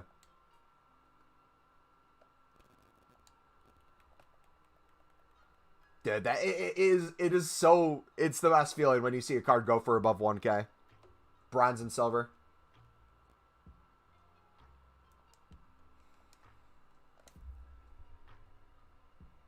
Yeah, bronze rare center backs, the flips on them can be just out of this world. But then some of them have no value. So your Scottish center back sold for 10K? Dude. GG. But like that's another thing of benefiting, right? If you would have sold like let's say every center back you picked up, if you would have sold it instantly, you would have missed out on the value of noticing all Scottish center backs were up. So you might have bid it on like 100 cards and got less profit than maybe storing 5 in your club and selling them all at the same time at a later date. So I would argue you're not really losing coins if you're investing in silvers and bronzes. You're actually maximizing because you're waiting for things to go up in value. And again, I hope this shows you that not everything is Thursday. You're giving yourself a huge catalog for worst case scenario you sell on Thursday. But every single day, there's random cards that will be up crazy amount. If you can benefit on that now and take advantage of that now, you can't sell a card higher than 10K. And on BPM method, so when? Dude, and when League SBCs come out, Bronze Pack method is going to become so much more valuable too. So it's like you mix in Bronze Pack method, bidding, League SBCs, boom. You're good. You're making so much profit in so many different ways.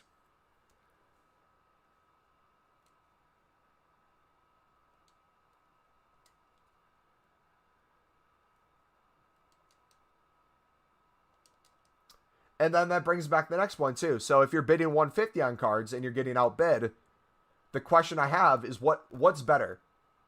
Losing half your bids and winning only a couple cards for 150 or winning most of your bids for 200? That's a question kind of you have to think about for yourself. If something becomes really easy to win on bid for 50 coins more, you might make a little less profit per card, but you're winning a lot more. So the likelihood that the cards you have will go up over time, I think dramatically increases.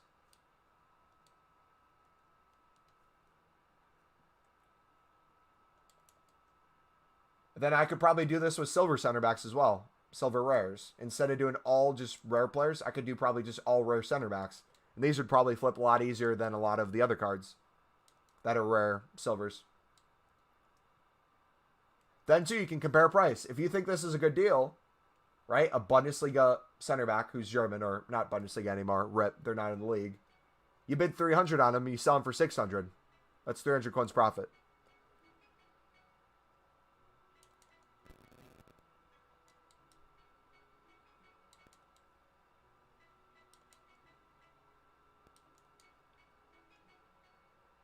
But I think I'm gonna main this method. Yep, and like things will always change. Bronzes might be super good one day and the next day they're in the dirt. So then that's the great day to pick them up, is when they're in the dirt. And then silver commons might be way up one day. Like the other day, every silver common goalkeeper was going for like 600 coins plus. Like it literally just stayed after marquee matchups. I think it was still Saturday. Silver goalkeepers just held insane value.